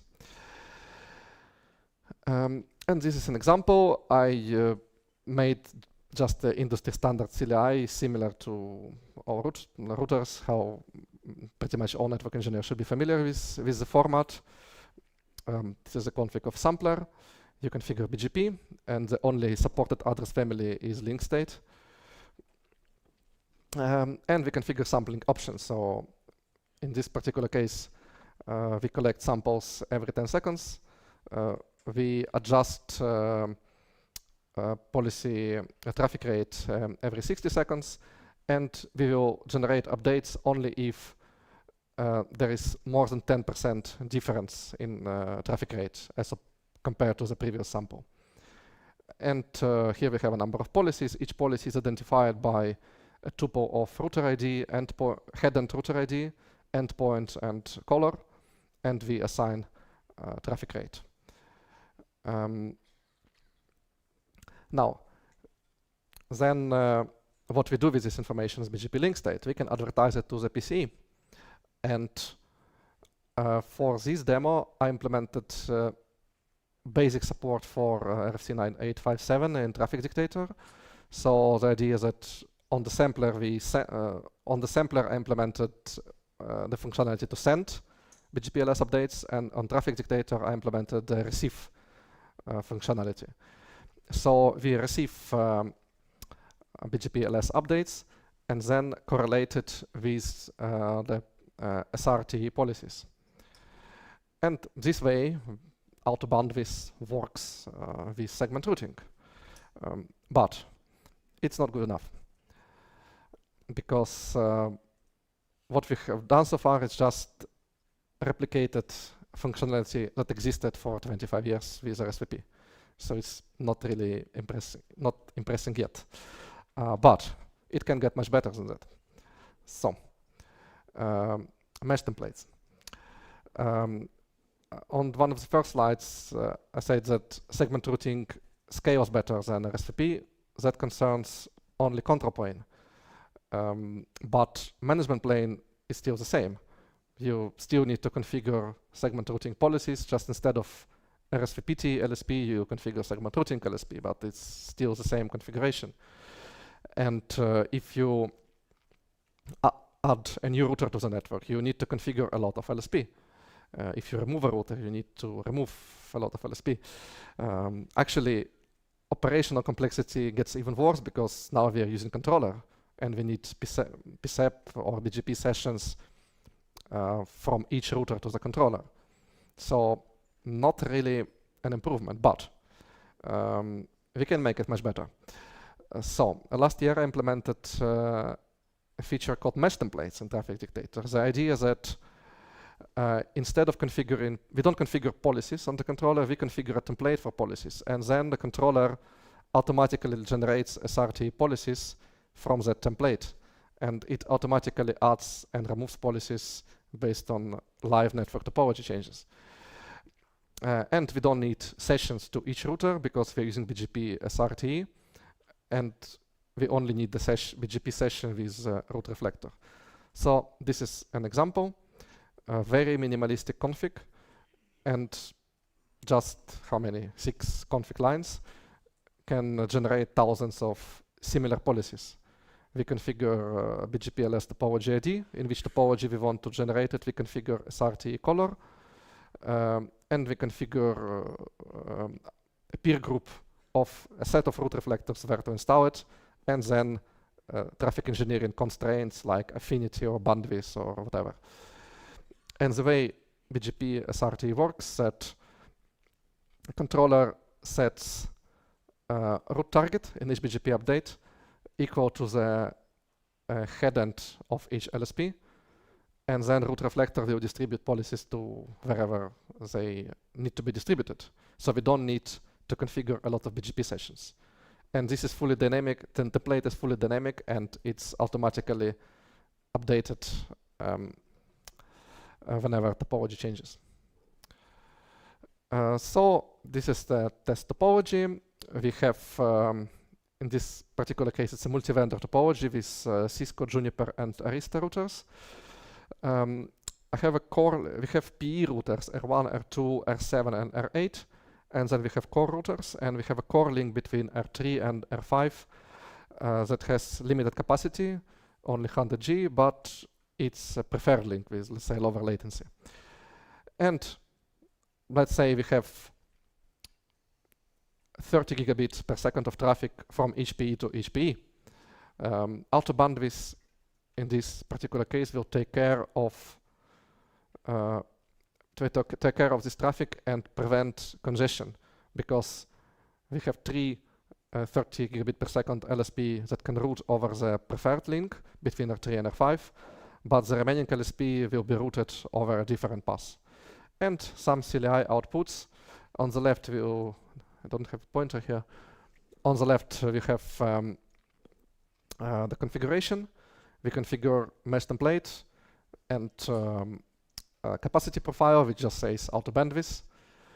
On the right, we will see the BGP link state update, which was generated by the bandwidth sampler, and it advertises the current rate, current bandwidth, current traffic rate on this LSP.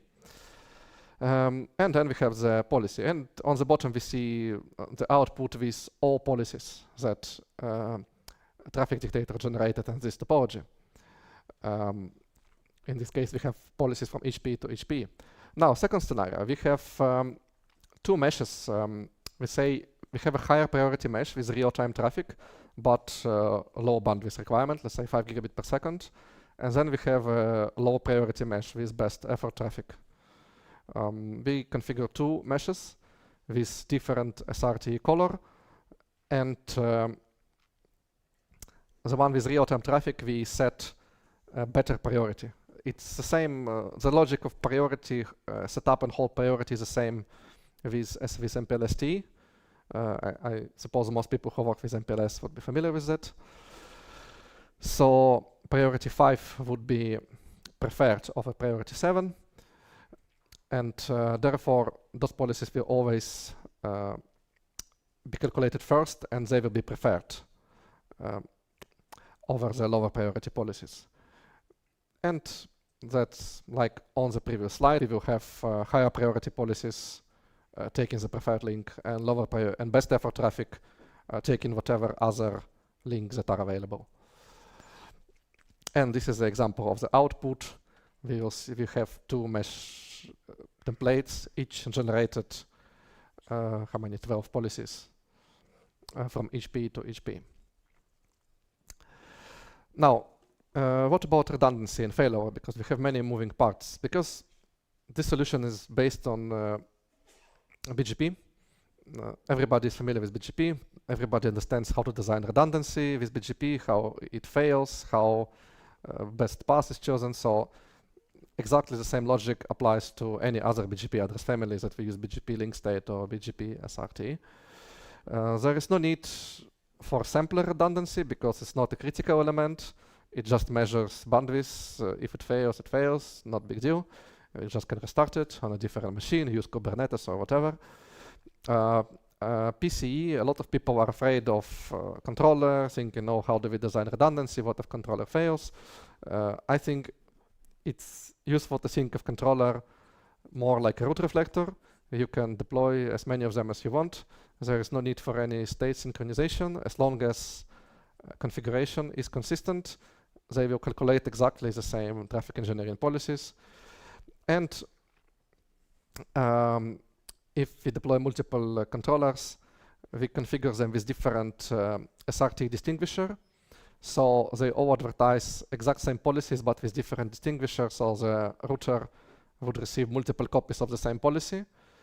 And if, let's say, one controller fails, the router would still have policies from a different controller, and there will be no traffic interruption. And even if there is a catastrophic failure of all PCE, which, I mean, shouldn't really happen, but let's say there is some critical bug, traffic will just follow the shortest path. This is much better than redundancy with PSEP, which works differently for every vendor because there is no standard, despite 50 RFCs. And conclusion, yeah, it's a simple solution which is based on open standard. It works with different vendors. I think it can support pretty much every vendor.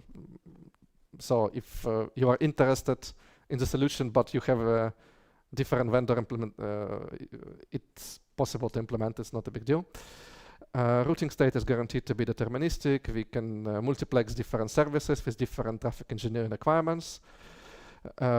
It scales very well. BGP SRT really has no scalability limitations. Within reason, can be tens of thousands of policies, no problem. SRT sampler, it's an open source tool. You can download it on GitHub. You can see the code. It's just a prototype for now. I wouldn't recommend to run it in production, but just experimental version for now. Traffic Dictator is not open source, but you can get free version with limited, I think, 100 policies, up to 100 policies you can configure without a license. So next step, this is just a prototype. I want to see if there is any interest in this solution or this approach. It is possible to implement many more features. It's possible to implement splitting, merging, UCMP, ECMP, any kind of advanced traffic engineering features.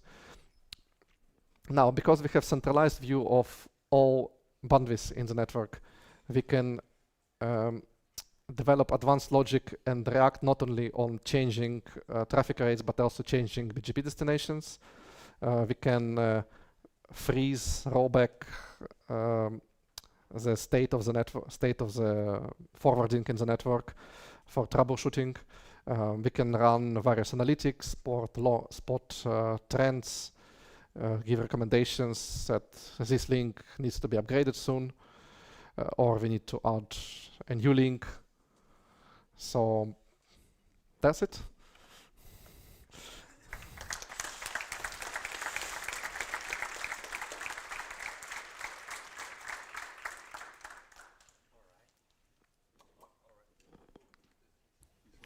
All right. Do we have any questions? Okay, no questions. Everybody wants to go for lunch. Yes, I believe so. Then I'd like to thank you very much for coming, Dimitro. Yep, thank you.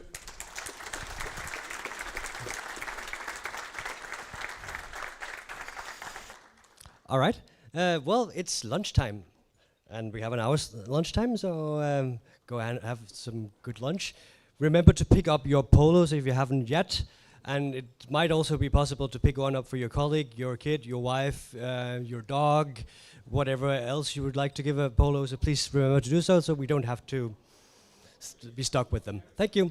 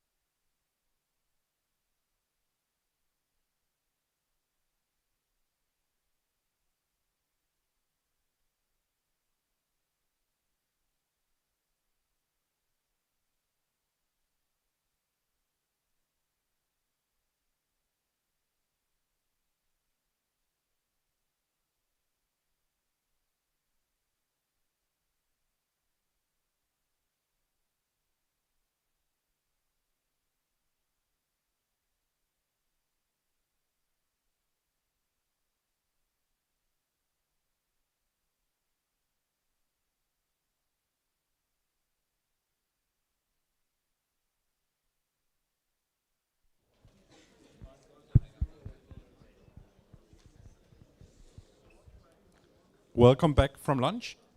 I hope you all got some food and are ready for the final half of the day. Good energy from one. We'll be starting with Bastian and Marcus from Centauro that will be telling us how to merge service provider networks. So please welcome them.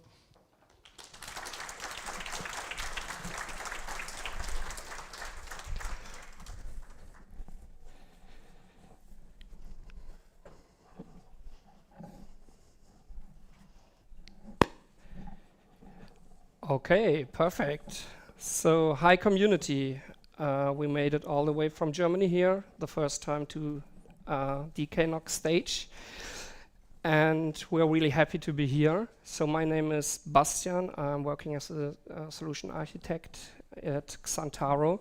We are a service integrator based in Germany and UK. All right. My name is Marcus. I'm also a solutions architect, and as you can tell, I work for the same shop. And yeah, today we're going to talk about merging service provider networks. And just as a quick starter to tell you a bit about why we're talking about this is that in the past 15 years, we've seen many mergers and acquisitions in the German market. We have a few headlines here. And usually what we see with the projects that we worked in is that the service providers have a build and buy strategy. That means that they are not only extending their existing networks by building and creating new infrastructure, they're also buying other service providers to extend their own network. And in many of these cases, the acquired and the acquiring network will both have an IP/MPLS network. And there will be a question at some point, how do we get these two networks together? So how do we make them one? And that's where the real fun begins after the deal has been closed. So just a little disclaimer, we know that there are many other challenges like integrating optical networks or even social aspects, for example, integrating distinct engineering teams, which can also be a challenge. But this talk will focus on the IP/MPLS part. So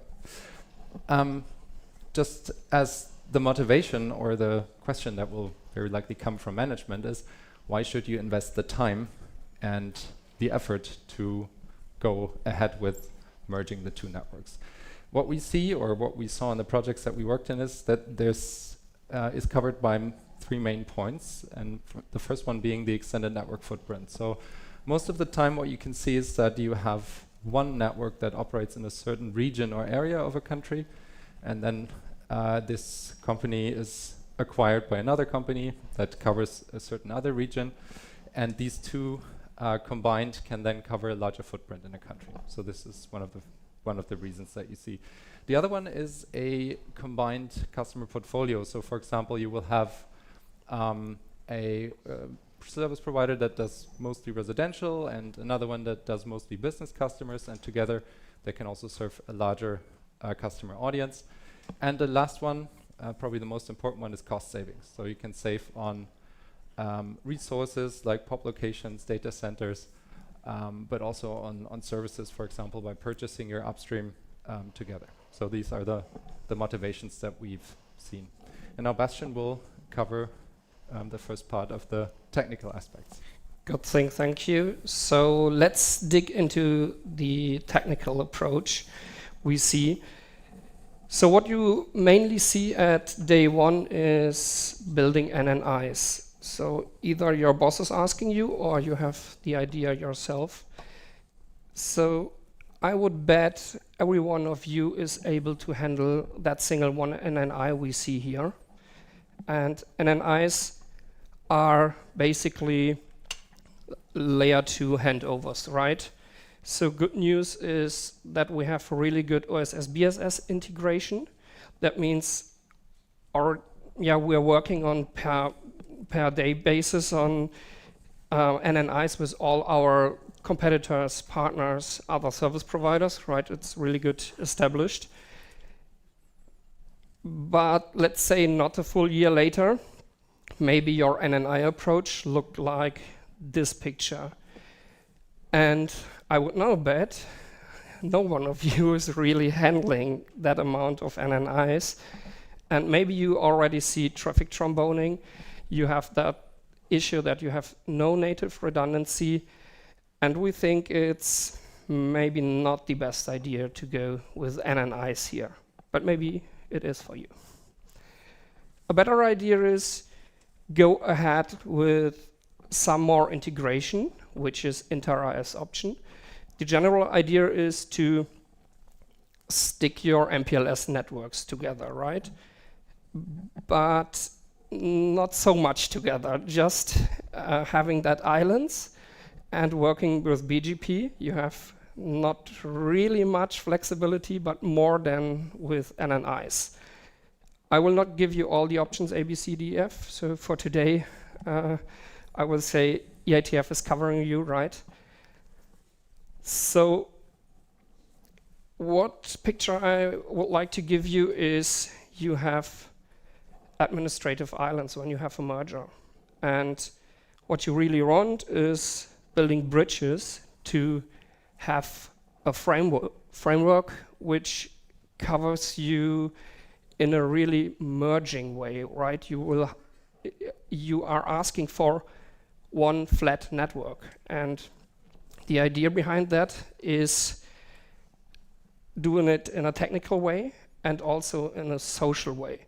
You want to build bridges between teams and you want to build bridges between your merging networks. Our idea is using seamless MPLS as a bridge. Seamless MPLS is, at the end of the day, a toolbox which gives you all opportunities using BGP labeled unicast, all the label distribution protocols you have today, everything you have with traffic engineering today, like SRTE, RSVPTE, and all the IGPs you have today. So just a framework. And this one is more or less an EITF draft, which has one single, let's say, focus protocol, which is BGP labeled unicast, or a BGP with the capability to transport labels as well as /32 or /128 prefixes. And in the end, that gives you really high scalability. So we talk about 100 nodes if you do it in the correct way or the correct architecture. So 100,000, just to correct you there. 100,000 nodes, yeah.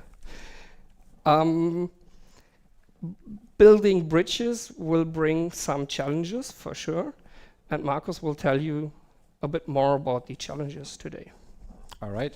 So Sebastian just talked about the theory behind it. So we have the seamless MPLS concepts, we have the different protocols in the toolbox that allow us to work with those concepts. And just to give you an example or an idea of how they can be applied, we've brought you today two real-world examples, two real-world challenges that we faced in the projects that we worked in. So challenge number one is a pretty standard classic 3-tier architecture that you would find in a service provider network. You have edge router or HPE devices that are sitting mostly very close to OLTs or MSANs or DSLAMs or whatever you want to operate on the edge of your network. And these are traditionally low scale because you have a lot of them. They don't need to be really smart. You just need them to connect to your access equipment.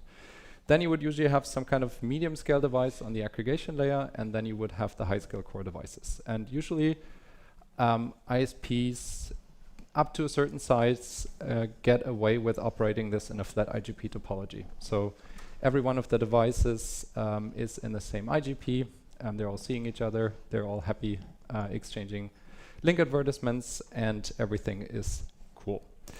And this can exist for quite some time until you get to the point where another ISP is coming in that was acquired or that you have acquired, and then you try to merge it. And if you do this without giving it much thought, you might end up in a situation like this, where the high-scale devices are fine, the medium-scale devices are fine, and your low-scale devices will burst up in flames because they have a really limited RIP and FIP capacity, and you might end up seeing messages like this, which you do not want to see in production, table full. Fortunately, we pulled this from the lab when we were doing some tests. So, how do you solve this? Well, there's one approach from the commercial side, just buy bigger boxes, right? But there's also a smarter approach which allows you to solve this through a design consideration. So, how do we make sure that we're not overloading these smaller boxes with limited ribbon fib size?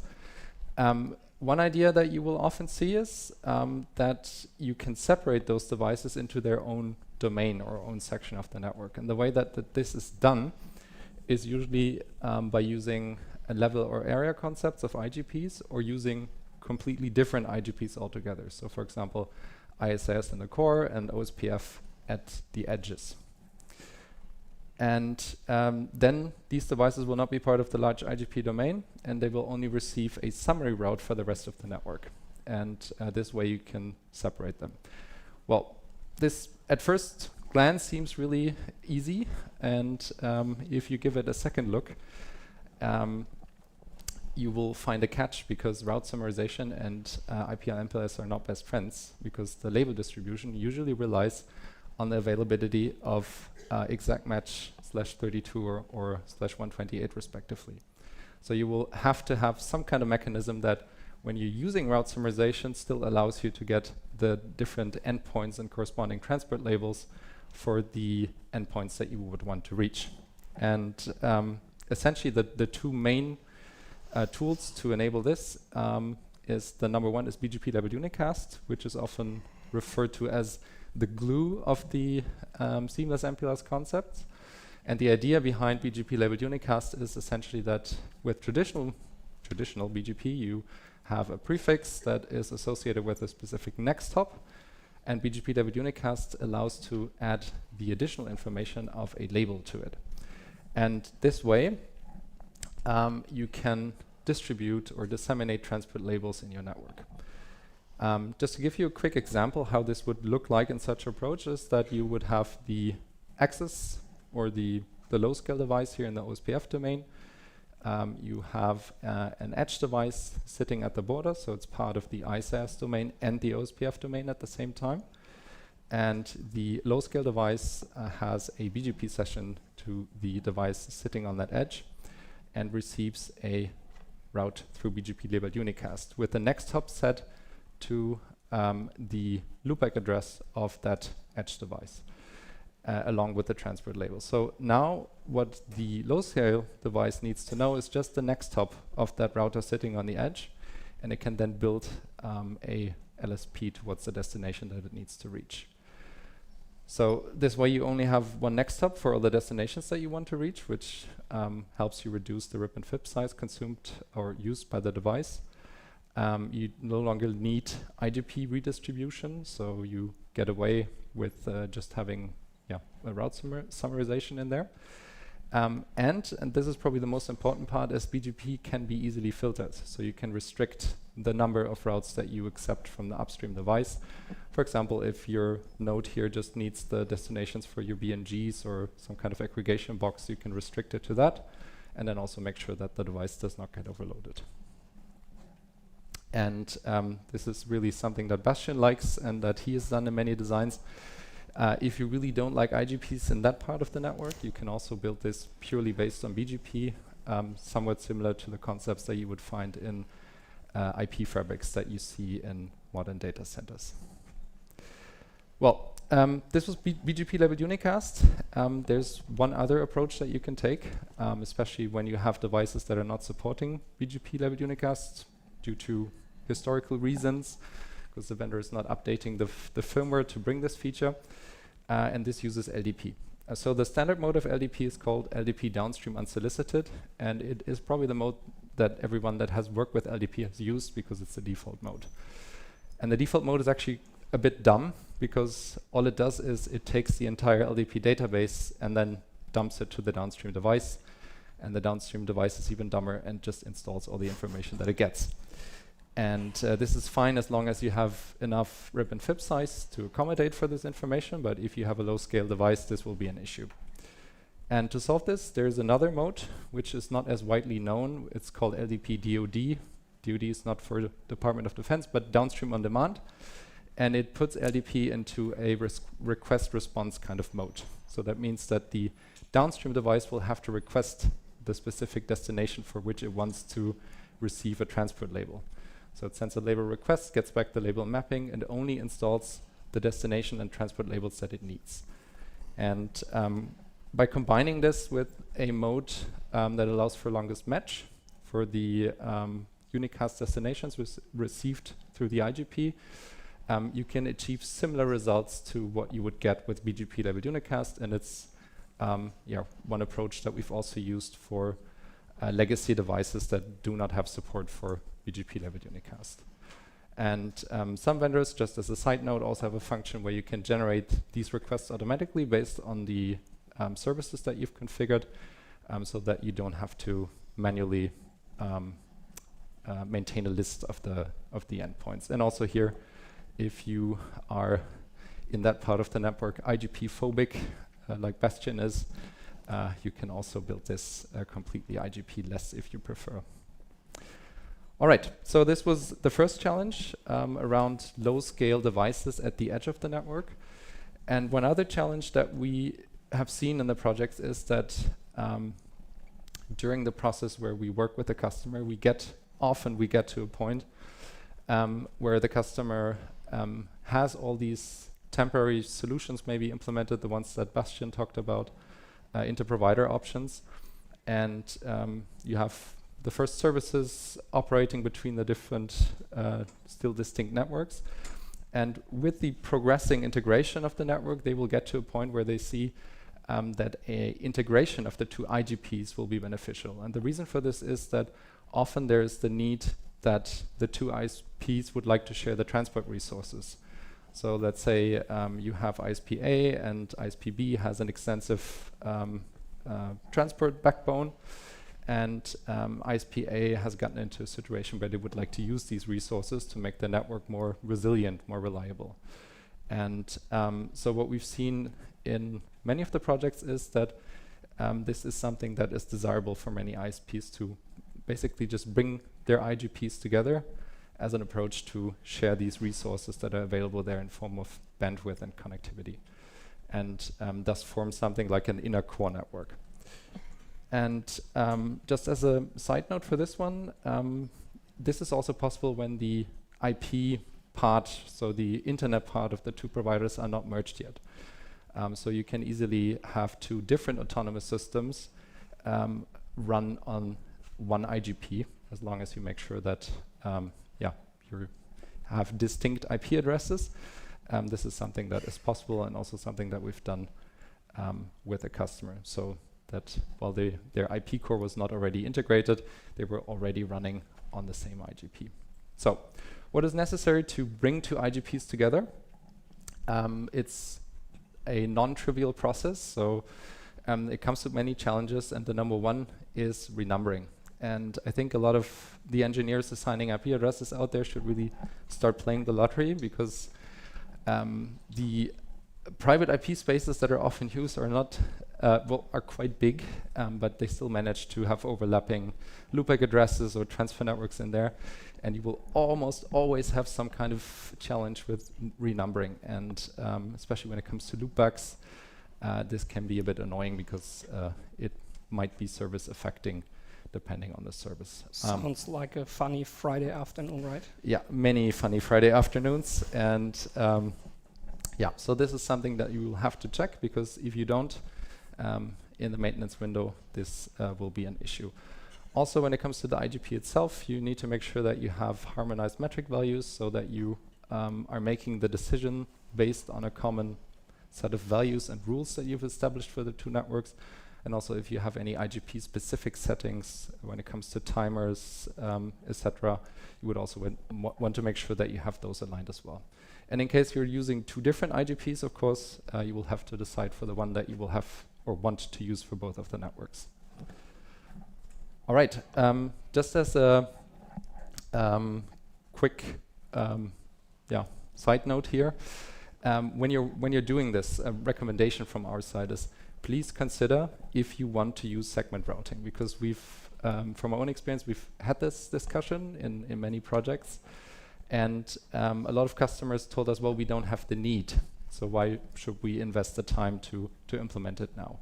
And our recommendation is that even if you don't have the need today, you might have it in a year or two. For example, when somebody asks you to all of a sudden implement low latency routing in your network, and you need to have Flex Algo in your network. And at least from our perspective, we think it is worth the extra mile to go, the extra step, especially also because you have features like TI, LFL, or SRTE that you can benefit from. And please don't forget to talk about sRGB everywhere, right? I mean, really everywhere. That is really, really important when you don't want to be in a bad troubleshooting session. Right? Yes. So it is also good for your for debugging, right? So you don't lose your mind when you have to look at a different sRGB every time that you log into a different router. All right. So this was the theory about bringing the networks together around the things that you have to consider. And I've been in a maintenance window where I moved together two IGPs, and I can tell you this was probably the most stressful maintenance window I ever had, because it's one of those either you go big or you go home moments, because either this goes really well and you spend 2 or 3 hours being paranoid, checking every box, searching for mistakes, or it goes terribly wrong and you will end up in the news and most likely also in front of a court, because this will have severe impact for the two service providers that are involved. So when I was working on this project where we brought these two ISPs together, the engineering team, or the head of engineering at some point, approached me and asked us, well, isn't there any way to simulate this merger? And we looked at, or we thought about it, and in theory it was possible to pull the link state database from the two networks and then play it out to a test device to basically simulate the merger situation. So we first looked at network testers. There's Ixia, there's Spirent, and there are ways to do this. So you can load an existing IGP topology into a commercial network tester to simulate the environment. But the issue is that you need to convert the raw data that you get into the specific data format that the network tester accepts. And this is a lot of work because you can't just dump the binary data into it. So we were looking for an easier way. And what we did is that we captured the LSP, so it was ISS used there from the two networks, then loaded it up in a hex editor, and then inserted, this was quite a painful process, a link that wasn't there yet. That was the link that was coming up in the maintenance window, and then loaded the manipulated and merged LSDB into a open source implementation of ISS called BioRD. It's available on GitHub if you want to check it out. And then played out the manipulated merged LSDB towards a test device, which then loaded the LSDB in a post-merger state, and then we could demonstrate to the customer that the RIP and FIB was correctly populated, that we were not seeing any warnings. We could see that the IGP was behaving fine, and it was just a sanity check to show and demonstrate in a lab environment that this was probably, that the maintenance window was probably going to be fine. And just to give you an example of the tool set also around the merger that you can use there. All right, and now Bastian will share his closing thoughts on our talk. Okay, cool. Thank you for telling us about the challenges. So in the end, seamless MPLS is not a brand new feature, right? It's been there for years in the market, but we guess it's still relevant, and we see, especially when it comes to mergers, that seamless MPLS is really helping gluing administrative islands together to one big network. But in the end, and that's really a big point, is it's your network. it's up to you, right? So we are not saying seamless MPLS is the solution for every single web network. We guess if you are really cool with your inter-IS option and you can operate everything with your inter-IS option, then this one is your solution. We hope we can give you a little bit of inspiration today, and we appreciate to discuss all things gluing networks together, also teams together. So thank you for your attention today, and we really like to discuss seamless MPLS with you.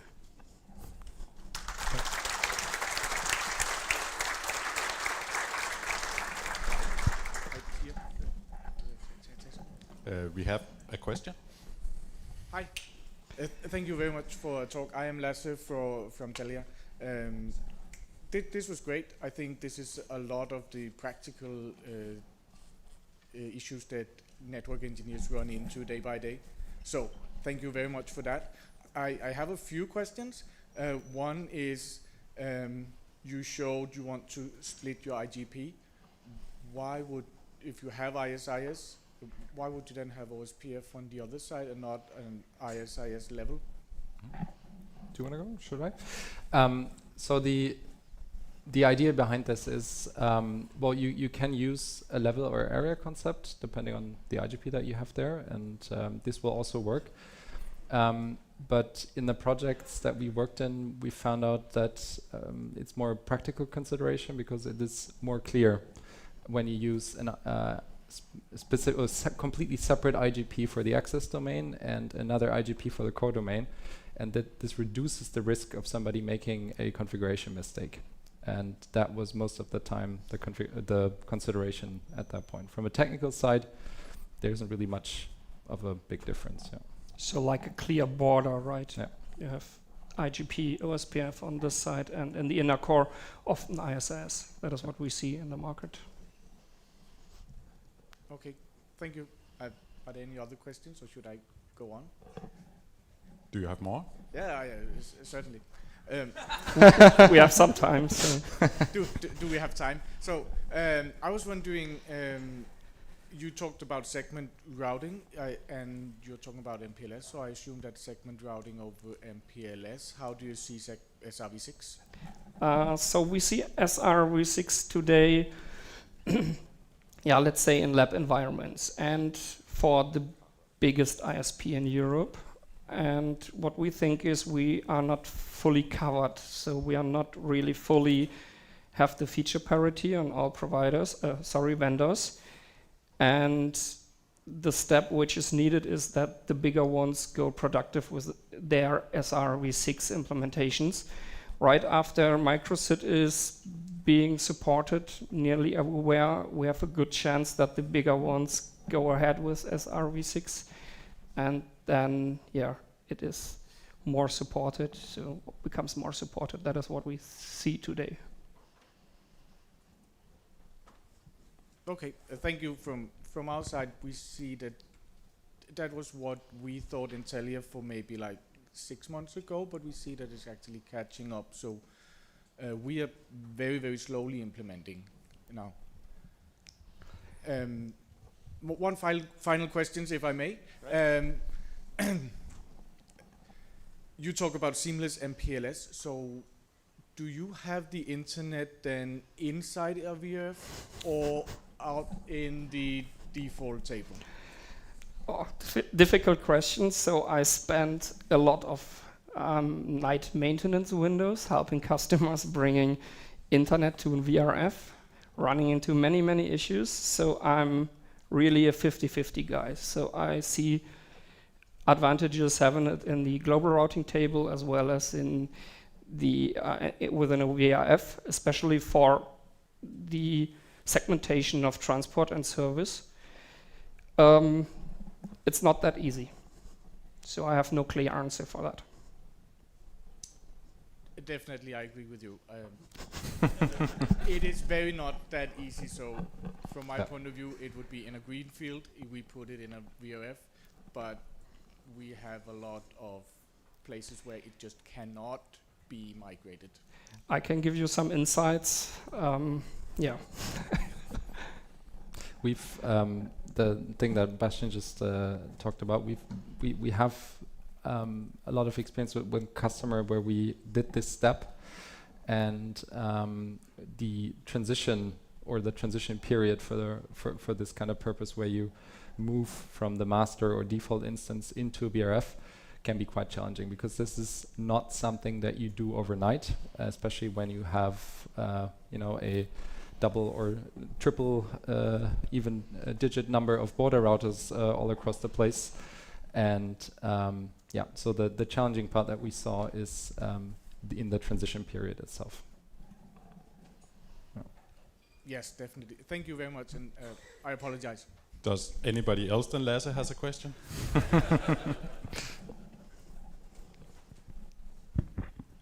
Jan from Sentia. Have you considered trying Badfish for the pre-calculation before the changes? Because I've looked into it and it looks great, but I'm not sure it could handle this. So I played around with Badfish actually quite some time ago. I think it's must be 4 or 5 years ago, where I tried using this for this exact purpose, but at that time there was no MPLS support, so it could only work based on the unicast routes in there. That worked pretty well, and I think it is a great idea. And I think there's also still, I haven't checked in a while, but there was a GitHub issue opened for MPLS support, because this tool is mostly used in data center deployments. But if it had been supported, I would have totally used it. Yeah. Well, give them a big hand. All right. Thank you.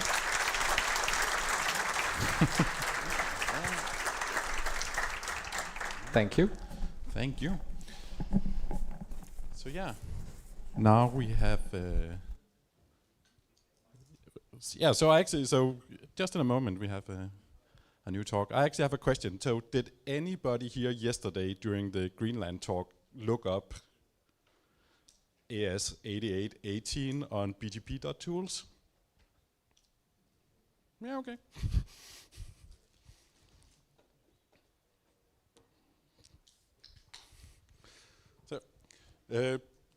So now we have Ben Cartwright-Cox telling us how far we can get with IXP route servers. Please give him a big hand.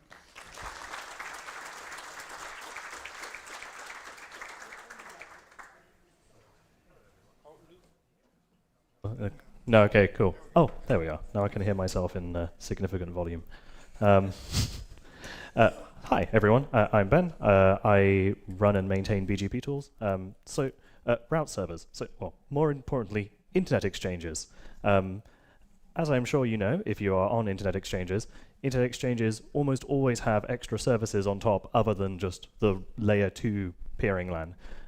They might have things like AS112 for DNS query soaking, NTP or time services, route collectors if you're particularly lucky, but realistically the most important service that an internet exchange has is the route servers. The route servers are designed to solve a problem of peers when they first join the LAN, or just when they join the LAN, need to go and create BGP sessions with every member that they want to exchange traffic with. This is bad because networks are lazy or busy or just seemingly have forgotten how to reply to emails or receive emails, and so may not set up questions when asked, including networks which you do quite a lot of traffic with, which sucks. Instead, a route server, everybody peers with this route server, it distributes the routes sent on with it to the other members, to everybody. Since everybody is on the same layer 2 domain, the BGP next hop is not changed, which means that the route server can command a huge amount of traffic with just like a 100 megabit port, although realistically these days the minimum on a lot of exchanges is 10 gig, because that is the slowest that the switches can think. The bonus advantages is your average person, despite what they say, doesn't really have a very good BGP configuration for public peering. A modern-day route server is way more safer to peer with than a bilateral session, due to just better IRR, RPKI, general sanity filtering, peer lock automations. Generally speaking, from what I have seen on a lot of people's configurations, route servers are way ahead of people's general configuration. So you may have a magic configuration, but seemingly from what I've observed, almost everyone on internet exchanges are just blindly importing whatever the other side sends. And I can't really blame them, because if you want to go and yourself filter things like the route server, you can't. If you try and build the DKNOG16 Frankfurt IRR AS set, it comes out to things that are several orders of magnitude, or at least one order of magnitude, bigger than the internet itself. So DKNOG16 expands out to like 100,000 ASNs. There are not that many ASNs on the internet right now, and about 2 million prefixes. Well, there's about 1 million prefixes on the internet right now. So if you're going to find a way to insert this into a router's config, one, cool, that's very impressive, and two, the router is probably going to promptly explode when you actually try and filter on that. There are disadvantages, though. So some networks, import and export everything to the route server. Cool, great. These people are operating on lazy mode, and these people are lovely. Some networks just import from the route servers, but don't send their routes to them. And that's fine. There are some situations where that makes a lot of sense. For example, if your network is especially sensitive to bad routing, or you don't want, for example, a peer in Indonesia who just for some reason happens to be on a Swedish internet exchange to bring your route all the way over to Indonesia. Well, not being on the route servers is a good way to fix that, or at least a good way to eliminate that immediate risk. Others, however, will export their routes, but not import anything. Quick TLDR of what BGP Tools is. BGP Tools is a website, general internet routing information website. I run a route collector that is different to all of the other route collectors in that it is just separated away from them. Has a large internet exchange presence for route collection, and it offers services on the side, mostly BGP monitoring, to pay for its existence. If we go and look at NetNod Copenhagen in this example, you can see, well, first there's the country thing for the network, there's the vendor detection, and then there's this tick or a little RS. So the RS means that they are sending routes to the route servers. If you click it, it tells you which ones. The ones over here means that they are online, but they are not sending anything to the route servers, as far as BGP Tools can see. Now, these people may be importing routes from the route server, because I have no way of knowing that, and these people might not be importing routes to the route server, because I have no way of knowing that. So how good is the reach for route servers for general outbound heavy networks? So let's say I run a content network which serves video, and I want to have like an easy time. I develop a policy, a weird policy, where I join a lot of internet exchanges, but I don't actually want to do bilateral peering. I just want to sit on the route servers and fire all my network peering guys. This is the most simple thing to answer because BGP Tools already has all of these route servers on hand, ready to go. So at the time of writing, which was a few days ago, in a manic rush to get these slides done, the internet, well, v4-wise, it's about 1 million routes, and v6 is about 230K.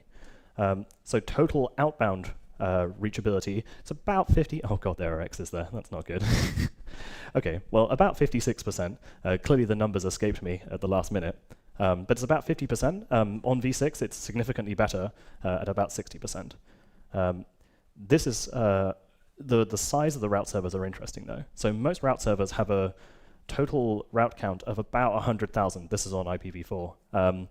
But if you go and look at them from a uniqueness point of view, I think this is significantly more interesting. So this is sorted in a weird way, but this is sorted in a way that says, if I take DKNOG16 Frankfurt as the base start, and then I add DKNOG16 Palomaro on next, I only get a bunch new unique routes. So a bunch of new prefixes show up that aren't particularly unique. And as you go down the list, as you add more exchanges, suddenly you get significant diminishing returns for adding each exchange. Towards the end, you only add 100 or 60 routes. Obviously, 160 routes may be very important to your business. They may contain several gigabits of traffic or even terabits of traffic. But the overall diminishing returns is quite significant. So obviously, the second caveat is you're not likely to go out and build a network that looks like that, just because you would just buy more transit instead for most people running most networks. just because it's 60% of the prefixes does not mean that it's about 60% of your traffic. As far as I have seen from most networks sharing flow data with me, more than 50% of traffic from most eyeball networks is now concentrated in what I call the Magna networks, which is Meta, Akamai, Google, Netflix, and Amazon. Obviously, if your country has a localized streaming service, you can probably throw that one in there as well. Yeah, and this calculation cannot account for particularly unique markets like Brazil, who produce, to force people onto peering with things like IXBR, they will always push more specific prefixes into the route servers to force people in with the most specific routes, which is a bit of an annoying trick. Yeah, full list of exchanges there in case someone wants to go and check my homework. So we've covered the direction of a content network, but what if you're an eyeball network? What if your primary business is receiving traffic? How do we evaluate whether route servers are any good for that? Well, inbound will need a bit of a different strategy. So what I'm going to do is I'm going to announce a prefix from a route server and see if I can get peers to talk to me. BGP famously has no feedback mechanism to a peer that says, I accepted a prefix. You just have to kind of observe and see if packets show up or not. So not the route server nor the peer itself will say, yeah, cool. The worst they may do, or the most they may do, is you send a prefix to them and they shut the session down because you sent too many prefixes. So we need to find another way of seeing if they have accepted the prefix. One way of doing this could be just looking at whether BGP tools can see their prefix come back to the route collector, but unfortunately not everybody peers with BGP tools, although I would obviously love that. So we need to find a way of testing that on the data plane. The actual strategy will be to, as I said, announce a prefix to all route servers from somewhere else, do a bit of IP spoofing to the entire internet, and see what comes back to the route server or to all of the nodes on all of the internet exchanges. So thankfully, AppNic let me borrow some IP space because IP space is very expensive, and I'm cheap. And to speed things up, BGP Tools already does do regular scans of the internet to make this Hilbert map on a regular basis. So I already know what I need to ping. I only need to ping 1 or 2 addresses in each /24 to get what I want, or in each prefix block. Obviously, there is going to be some stuff that is going to be left behind because there are CGNAT blocks which are basically completely invisible. You cannot get responses out of them. You would have to find some way of triggering clients to come to you, and that's kind of out of scope because most of the stuff that does that is very botnet coded, which I don't particularly want to get involved with. IPv6 is also another challenge, although I do have some numbers there through the IPv6 hit list project. So the leading number here is if you use all of the Internet Exchange route servers, about 95% of v4 prefixes can be tested. There is some pingable block in about pingable address inside 95% of all of the v4 prefixes. Only about 14% of them will respond back to you using routes exclusive to route servers, using 106 of the Internet Exchanges, because some of them don't have functioning route servers that didn't accept my prefixes for frustrating reasons, which I can happily rant to you if you ask the question in the Q&A about why that is. For IPv6, the situation is significantly worse because you can't do broadband scans of the entire IPv6 range, or at least if you can, you would just be there for a very long time, longer than the depth of the universe. About 30% of prefixes can be tested, have some address which is obviously there and it pings and returns.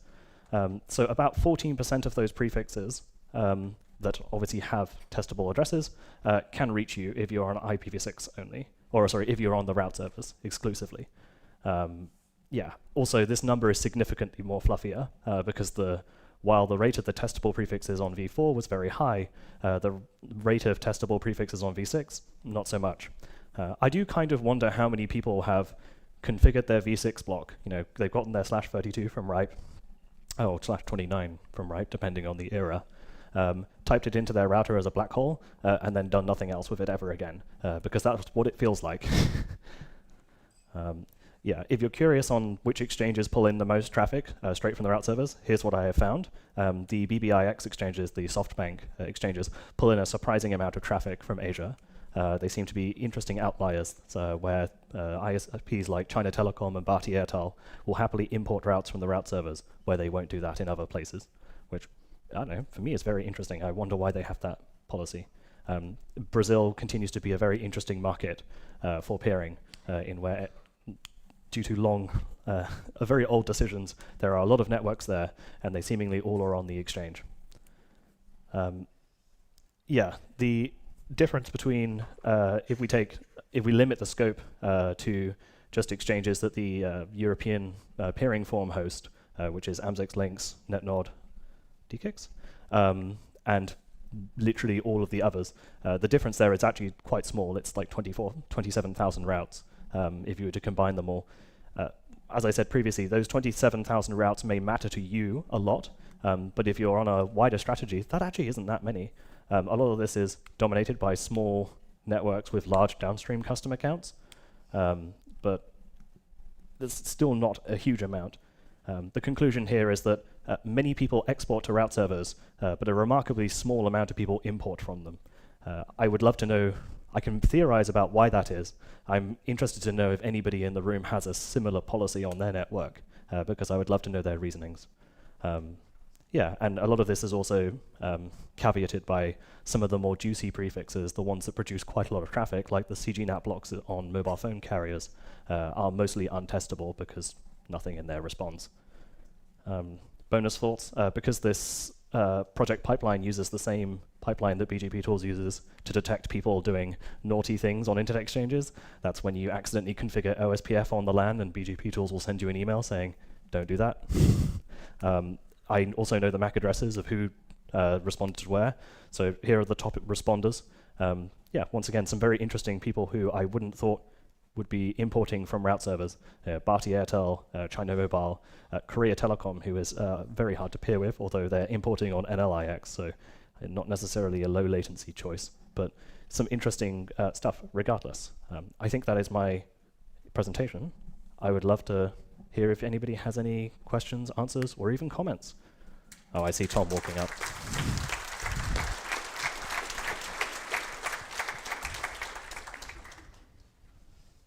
Hey, Nina. Hey, Ben. Great talk, as usual. Thank you. I was just thinking about the reasoning why you see people not importing so much. Usually, at least that's been the policy for the networks I've worked for. When we were using route servers, we were also doing a lot of bilateral peering, and we would have preferences on which prefixes were learned from where. And I think that might make the routes from the route server invisible in their networks when you see them when they're exporting to you.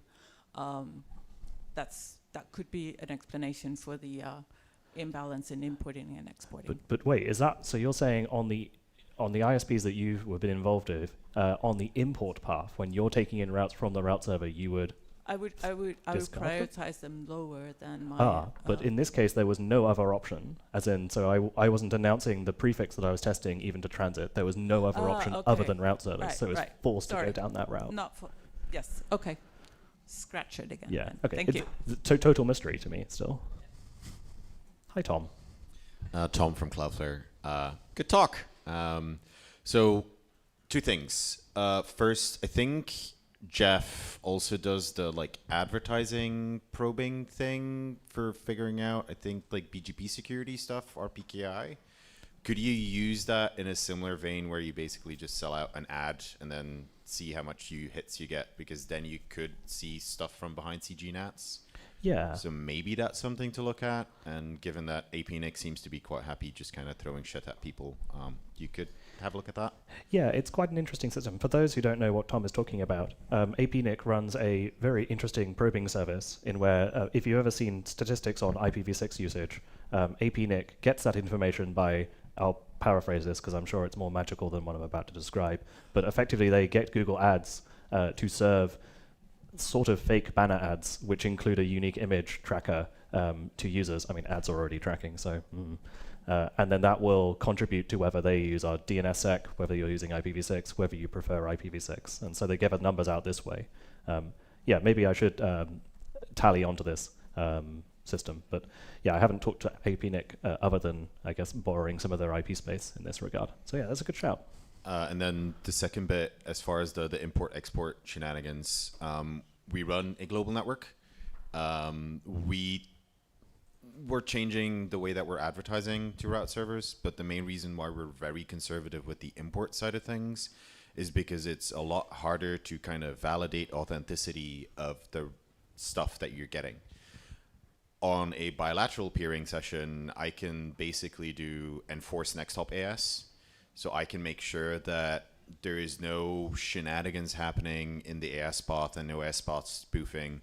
I know that a lot of the route servers these days have pretty decent security, but you're kind of deferring your route security or your route enforcements to that third party that may or may not fuck it up. Equinix is a very great example of occasionally just kind of going, it's like, fuck you in Hong Kong, and that's not great. So from our perspective, we either don't import or, to the point made earlier, just super low local pref to make sure that it just doesn't fuck shit up. That's an interesting strategy. I sort of wonder a little bit about that statement. Forgive me for what I'm about to say, Tom. But I find that an interesting strategy because, one, I understand the motivation behind wanting to have a global policy on just a subject, right? Like either route servers good or route servers no thanks. But I've had bilat sessions with Cloudflare, and I've once accidentally announced like completely invalid IP space, and Cloudflare instantly accepted it. So I kind of have some doubts on whether you're like doing proper filtering or not. In where I announced the same thing to the route servers, and they said get stuffed. 100%, right? Like this is mostly about consistency of policy more than it is about, is this actually the right thing to do? Yeah. And route filtering is hard, and especially for like a global network. I totally get it. Yeah. Like, if you do IRR filtering on a box for the 3,000 peers that you might have on DKNOG16, the box just kind of goes like, I'm done now. Yeah. So, I mean, my point there was that the route servers are often far better maintained in terms of, maintained may be a bit of a strong statement, but they are far better configured than most networks are willing to do on bilateral sessions. Yeah, 100%. The problem here for us anyway is bad apple spoils the bunch. Yeah, you have one bad peer on an exchange with the route servers and stuff goes crazy very fast. Yeah, exactly. I totally get that. Thank you. No worries. Any other questions? No? Coffee time? Yeah. Cake. Cake time. Even better. Give a big applause to Ben. Oh, chocolate time. Thank you. Thank you very much. Yeah, so we will break. We will be back at 3. Yeah, see you there.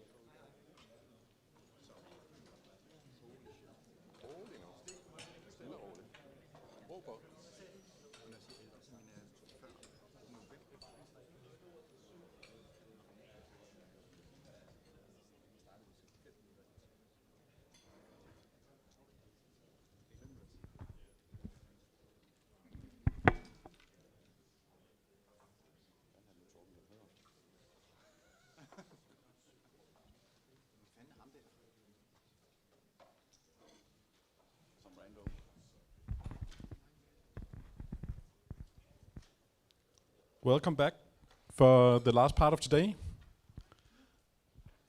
You will have a presentation, a lightning talk, and the quiz. And then Lasse will say something smart, something about something at the end. So we'll start out with Brian, where nobody wanted him to talk, so he had to join the program committee just to get a talk accepted. So we put it at the end, so there was not so many here that had to listen to it. So please give Brian a mediocre welcome. That's fine. Oh. Thanks a lot.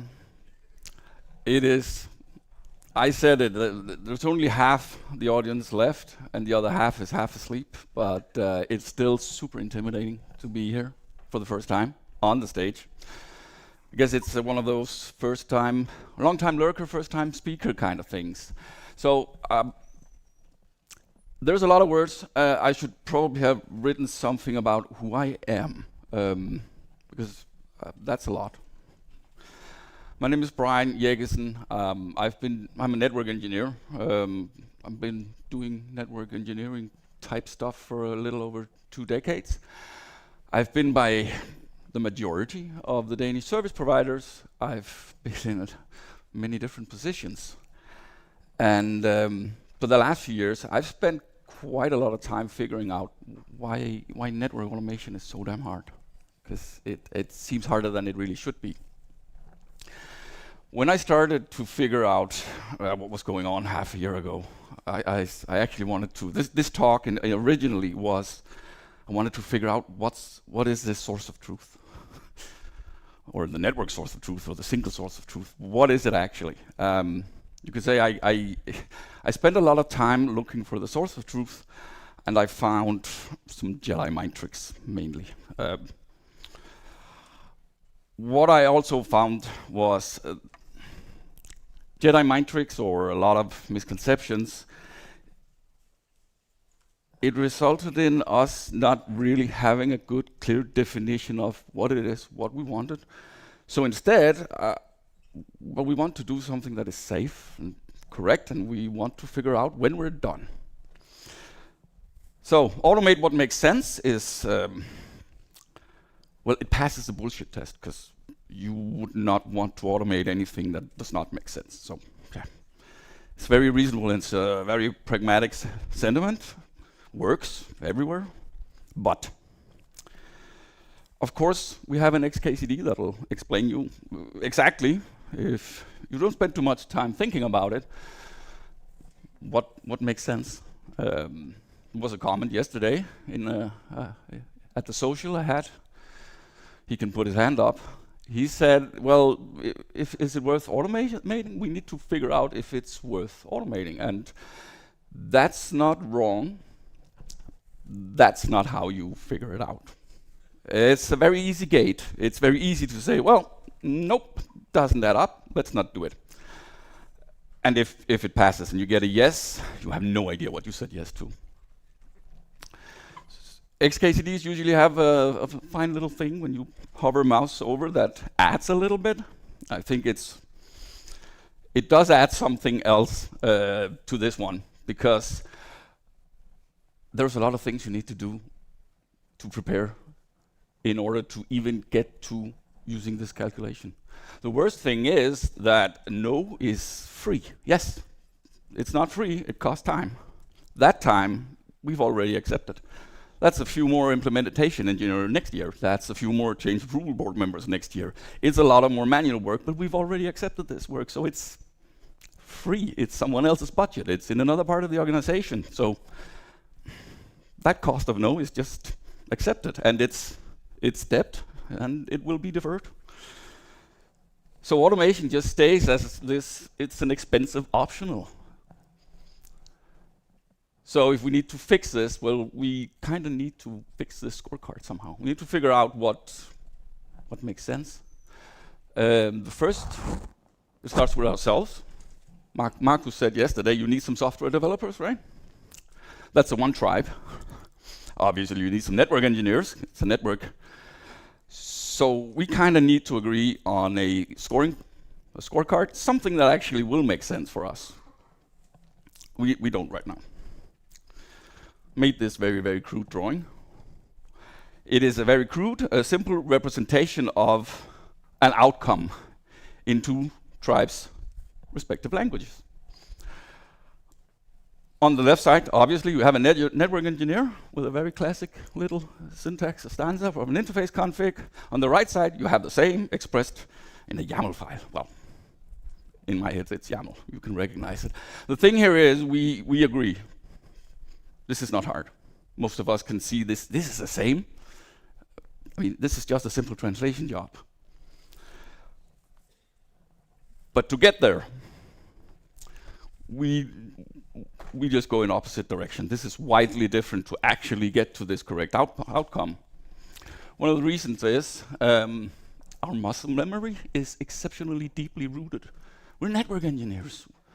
We understand exactly how to get this. We know what this means. It's the whole state response method. We type something, we get a response. Now we know what's next. Now we know what happened. Now we can proceed. Where on the software developer, I think I heard they had the imperative versus declarative war some years back. We might be a little behind them. Developers, we can meet outside after. There is this thing called the curse of knowledge. And it's, I express it as with expertise comes compression. Very shortly, it means that if you get too good at something, it's hard to understand why the people that are not as good as you don't understand it anymore. And that's a huge gap we have. We should do something about it. So for the network engineer here, I just need to configure 20 interfaces on 20 routers, and yeah, you can do a little bit of bash scripting. You can do some, I learned some Python to fix this. Hey, I did it. It's all good. It's fine. If you ask a software developer, can we do this smarter? He'll say, you need to learn Git. And you're already tired before you know and understand this organization's method of using Git. You could have configured twice the amount of routers. And that's not the other side is not better, worse. If you look objectively at a network, we know networks are snowflakes, and we typically mean they are very different. A snowflake is also a very, very fragile thing. So right now, it's going to be hard for us to agree on what is safe and what is correct. So if you end with a lot of disagreements, misunderstandings, you get what I would call a trust failure. You rely on something that you cannot understand. That's not trust, that's hope. And this trust failure, that's what means that automation just stays optional. So a simple, stupid example. Who would push this button? No, Malbec, I know you are out for disaster. You cannot. But we network engineers, we understand a lot about what this will do. The intricate steps, the sequential method of all of these things. And this is not singular, this is plural. You need to upgrade 2 routers at the same time. You have very different layers of things you need to take care of. So it's not safe. I would not trust it. No one will never, ever push this button. So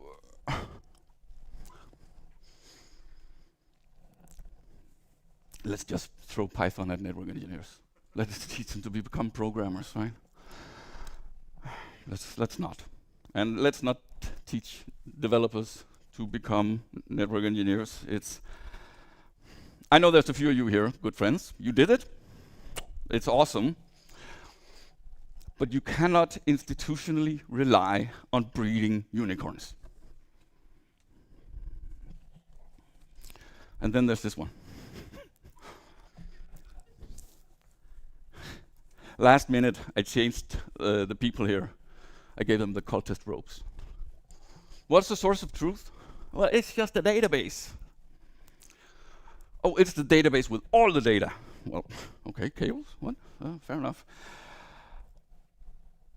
the few things I did find that there was agreement on was it's a programmatic way to access your documentation.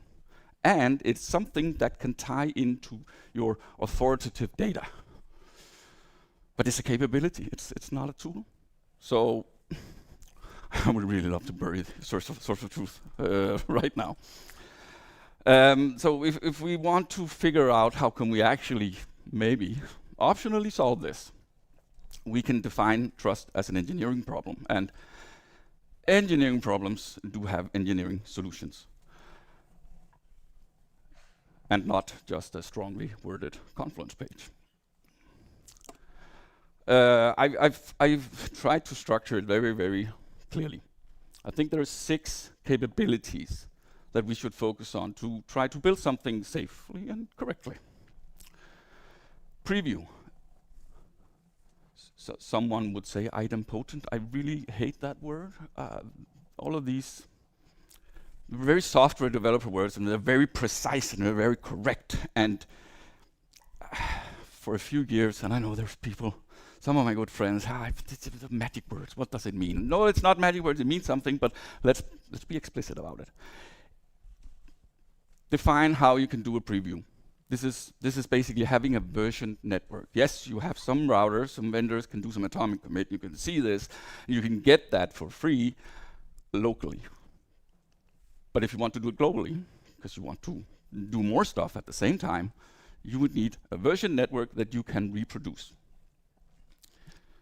You will need to define some constraints. This is a good one, I think. We're used to building templates, you know? We're used to figuring out what must happen, what needs to be there. We're very horrible at actually defining what must never happen. It's not everything outside of the template, because this is config stuff. So define what must never happen. You need to implement some form of control. Stage rollouts, some blast radius control, something that can trigger, if it triggers your constraints, something that will stop, drop, and roll back. Proof. This is where we need to get smarter. We need to stop just looking at configs and templates. We need proof. That is where we look at the actual operational state of your network. Verify your state. Your config will not tell you if an interface is up. It will not tell you if the BGP neighbor is up. It will not tell you if you still have the routes you expected to have. Traceability. Yes, what happened? Who did it? And when? We know this. We've implemented this. This is normal. But why? We are horrible at why. Don't get me started on documentation. Answer the whys, please, so we know in 6 months why it happened. Not what happened and by who, but why. Lastly, measure yourself. Thomas mentioned yesterday that he built on facts. That's evidence. Let's produce the evidence so we actually know what happens. Because if we can prove, if we have evidence that what we did worked, that's a metric, it's a KPI, it's proof. It's evidence that what we did actually worked. If you did 1,000 runs, you succeeded 1,000 times, evidence, your automation works, congrats. If it succeeded 999 times, you missed one in constraints. Iterate, go back, fix it. So I had a manager way back, a bit back, and he said repeatedly, sort it out, fix your fundamentals, the foundation must be in order. You cannot automate a complete mess. And yes, we can be engineers and say, yes, you can. But you shouldn't. This is where source of truth needs to go and die. We need something that makes sense, something we can agree on. Outside of our business, we have a system of record. We use that now also. We should. A system of record is the authoritative data of a specific data set. Your IPAM, that's a system of record. Your CMDB is a system of record. But it needs the authoritativeness. I think that's how you say that word. Oh yeah, if you have an IPAM, which most of you do, and you have 5 spreadsheets, which most of you also do, you don't have a system of record, you have hope. Next step, you need intended state. This is probably what was closest to what some meant with source of truth. Intended state is it's what we want the network to look like. It's your main input to your automation. You can call it documentation, that's very broad. Finally, the observed state, that's what I mentioned before. Don't just look at configs. Configs, it's good. You get your configs, it's a backup, it runs, it diffs, tells you you have drift, fix it, fine. But I repeat, it will not tell you if your interface is up or your BGP neighbor is up and running. So grab the states that you need to understand that your network is actually working. And if you're smart, that's your trigger to event-driven automation. We'll take that next year. I'm not making these words up, just someone smarter than me. Network automation forums started out trying to answer the question of why haven't we seen better adoption of network automation? That's a fair and honest question. It is growing exceptionally fast. This is what Mark Coleman referred to as the cool kids. And there are some really, really cool kids. They have produced a automation framework that defines these states. It is a very, very popular, high-driven community working group by some really, really nice and good and smart people that define exactly what you need in a completely agnostic way. What can we call the things? What do we expect of them to do and not to do?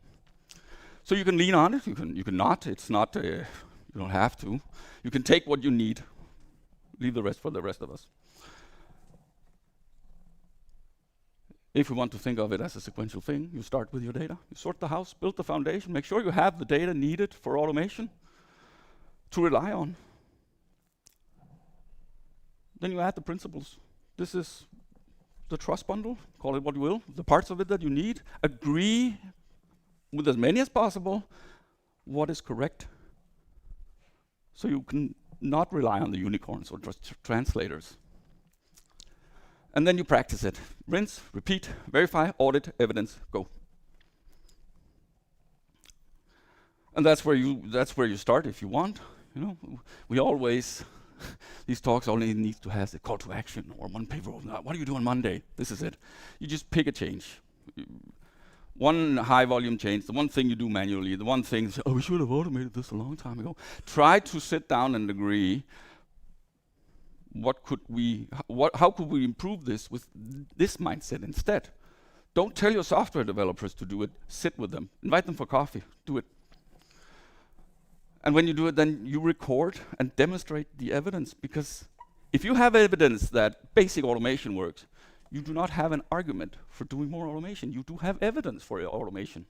And that will move your operators, your managers, everyone. So we started with automate what makes sense, and we should automate what makes sense. We could say it's all the things. I would love that, but this is a stepwise approach to automate what really makes sense. Thank you. Any questions?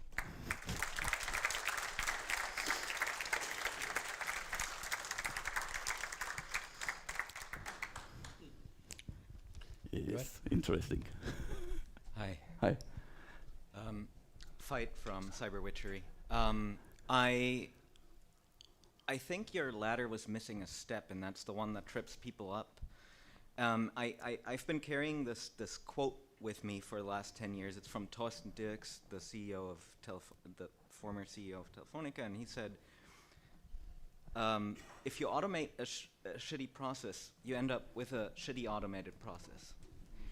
And I think that's the thing we need to focus on, because if we figure out what the process is or the processes that we're trying to automate, then we also know, okay, does this thing make sense to automate? Like, how much time do I spend on this task? Does that make sense? And what would it give me? Would I do that task more often if it were easier? Like, I think that going through the processes, and I know that that's not technical, and so we're often like ignoring that, but going through that, you actually, I think, can identify better like what parts make sense. Does that ring true for you in your experience as well, or? I promised Daniel to be wary with the questions because I tend to drift. Yes? Okay. No, but this is an interesting conversation because your mileage may vary and you different organizations and well, we have a good time. I can talk. Start the diesel engine. I was at a company once where we automated. No, we didn't automate a lot of things, but we've spent tons of money on processes. Right, define what we need to do, make sure everyone does it at the same time. No, it's not exactly what you were looking for, but we end maybe the same place. And we spent a lot of time doing that, and it worked. It saved some things, but things didn't go faster. We didn't improve the managers, the organization's KPIs, and that. Why? And so why what? Why aren't we better? We are better. Because better is not faster. If you want faster, you need to automate your processes instead. So I know it's not exactly the same. It was more of a top-down. I was in a managerial position. Sorry for that at the time. Can we make the ends meet, or am I completely off? No, I think that makes perfect sense. Thank you very much. I get your example, and I could only offer one myself.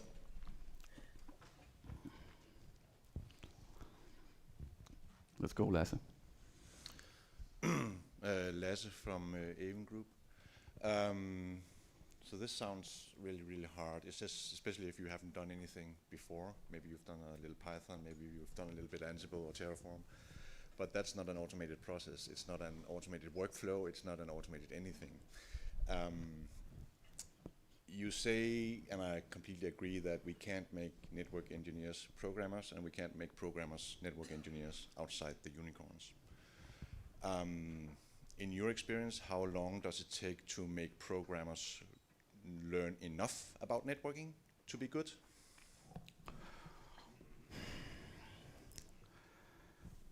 The other way around, I would like to talk about.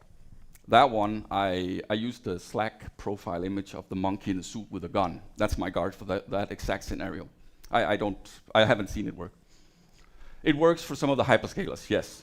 I know they did some of that stuff with Proton did some really good stuff, had some nice chats with these guys. They focused on doing the network reliability engineering method. That's what worked, but it was a team of cross-functionals still. No, that was actually my point, that you need to pair a network engineer with a programmer or several of each. You need both, and another one could say what I'm trying to say here is that when you're done requires both principles. You need to talk together and agree on how you take the steps and how you get on with it. So you don't just drown in feature requests, ugly red buttons, or software developers who explode your network because you trusted them too much. We can do that ourselves fine. See? And second question. Mm-hmm. Coming from nothing, going to a fully automated process with pipelines and workflows and maybe even several staging environments, going from day to test to pre-production to production. That's also not something that happens on its own. It's something that needs to be developed, mature, revisited. What would be a reasonable expectation for starting today? Is it in a month? 2, 3 months? I know I'm being unreasonable now. No. I mean, how big is the team? What's the end goal? If your data center, it's going to be faster. If your service provider, it's going to be slower. If you're enterprise, you're just going to buy the box. Sorry. I don't have it's going to take a long time. You're going to spend 6 months agreeing on correctness before you do anything. So network automation, I would venture, it's still a new principle, and we don't have the solution to building that correctly yet. Again, network reliability engineering did some of it, but. And I honestly think that probably the biggest hurdle that we have in this area right now is organizational buy-in from corporates. Yes. To allow it to happen and actually set aside time money and education to actually upskill people to be able to do it as well. Yeah. You can, if you can speak the language, you can sneak it in by process. Maybe, but it needs to be a part of starting with the boring shit process. We improve the process to improve the automated process after. I have tried to, we didn't get the buy-in in the latter part, so why start? Martin. Yeah, Martin, Unicorn. Now I have... Yes? I agree with most of it, but as I also quite often see is that I know that network engineers hate it, I know that software developers hate it, but you often also need one kind of an architect, not from the network, not from the software's perspective, but something in between.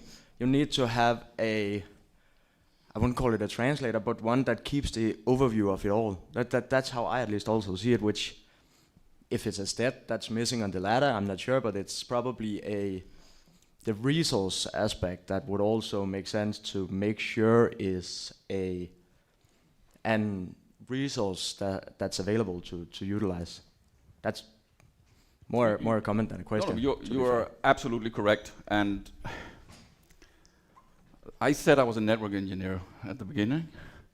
I'm a little bit these days and been for many years. I'm a lot of other things, but titles is what you make of them. You need someone that has an authority over how the system should look like.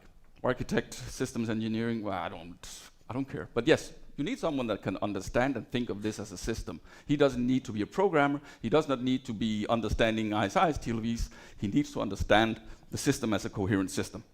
Just like so many other businesses do that has a factory that produces something, you understand how the mechanism works. Hi, Niklas. Hi. Hello, Niklas, Proclaimed Unicorn. So, my question is that my theory, and I've always worked with, is that to automate a process, we first need to simplify and document the process, like talked about before. If you automate a bad process, you get a bad automation. You get an unstable automation. But the journey to simplifying a process is often hard for the network engineers. How do you see that journey? Because I've done that many times where I'm saying, hey, you guys are doing 3 ways, do it one way, and then I'll automate that one way 6 months down the line. But those 6 months, those are not fun. Nope. Where do you see that journey, and how do you get people to be on board for that one? Because that's a fun one. I'm going to say yes, but no. It depends. There's no clear answer. Whatever you do, any change in your organization, that depends on the maturity of your organization. There's not a single answer. This one talk, yes, I'm a service provider guy, obviously. Assumes we have done something. We're not low. I'm not saying automation is not learning to build a little Python script that can do stuff for you. That's a toolkit thing. That's your engineering toolkit. So you need to figure out a way. But I mean, she's laughing at me right now. Your manager should help you navigate and find out the maturity of any organizations. She will also, or he, know exactly what are the level, what are we hungry for, or who's the main stakeholders, who's the real people you need to convince outside of your team. That's another talk. But again, it depends on your organization and the maturity of it. But I'll do the final note here. What it means is get out of your shell. That's the short, right? You can stay as a network engineer, and then you'll be staying as a network engineer. Accept. That's why I mentioned the curse of knowledge. Try to break it just a little bit. Move better together. It's another form of translation job. It's organizational awareness. It's culture. It's horizontal synchronization, or whatever you want to call these things. Get out and meet your peers or the other tribes and try to understand them, and then define stuff that you can agree on. That's your only hope. I have sort of a comment or a question camouflaged as a comment, or comment camouflaged as a question, whatever.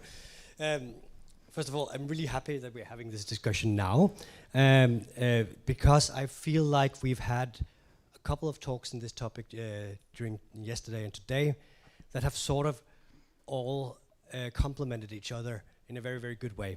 And it's very, very clear to me that when we, like 10 years ago, just said everybody should just go home, write a script, go automate. That's not right. Automation requires a lot more, but it's also clear to me now that we need to be better at the vocabulary around automation. We've seen talks yesterday from Veit and Marcus, for example, that illustrate that we are not done talking about the whole vocabulary around automation. And it's not just a matter of writing some Ginger templates and installing netbooks, for example. We need something more. And most importantly, it requires a lot of your organization and to get the proper buy-in. And this can be extremely discouraging to people who know that they have a desire and a need to start automating things, because they struggle with all sorts of amounts of manual tasks that take way too much effort out of the organization. And sometimes we shouldn't be blinded by all the correctness and all the stuff that we need to do. Sometimes just setting your foot down and requiring that when we do the next thing, when we install the new platform we bought or do the new project, that we think automation in from the start and start having the conversation back home. I don't know what the question was. I think it was a comment. That's fine, but my OCD grabbed one of the things you said, install vendor system something. If you start by installing a system to solve something for you, you're doing everything wrong, right? That's not where you start. If you start by installing a source of truth tool, by definition that is wrong. And that'll dictate how you build everything. And every single manager in the room that knows you have this system, they are experts on that system now, and you can change nothing. And you will end up customizing it and be stuck on version old. It happens we're not going to have people take their hands up. Thank you, Brian. Something for you here. Give him a run. Oh, there's a... Sorry. Sorry, I was late. Yeah. If I love talking about automation and I live near Copenhagen, is there any venues I can attend this this fall?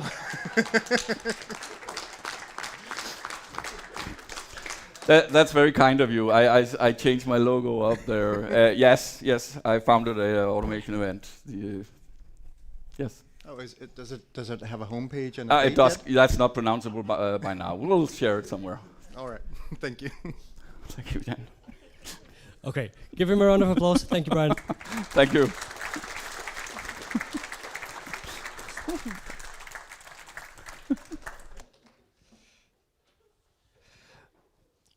And as the astute observer has noticed, I'm not Mikkel, but I'm going to chair the remainder of the session.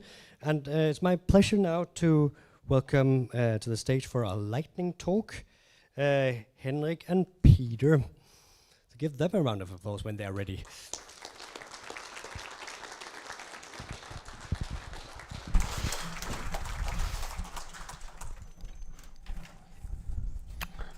Yeah, so this is a lightning talk on how I finally managed to get to Nordlys and the challenging way it has been to get here. So first I'm going to talk about a little bit about me, my challenges, then previous work experience, and then about what actually is the issue for people with disabilities of finding a job. Then Peter is going to provide some the perspective from my manager's perspective, and then we will present some results I made at Nordlys.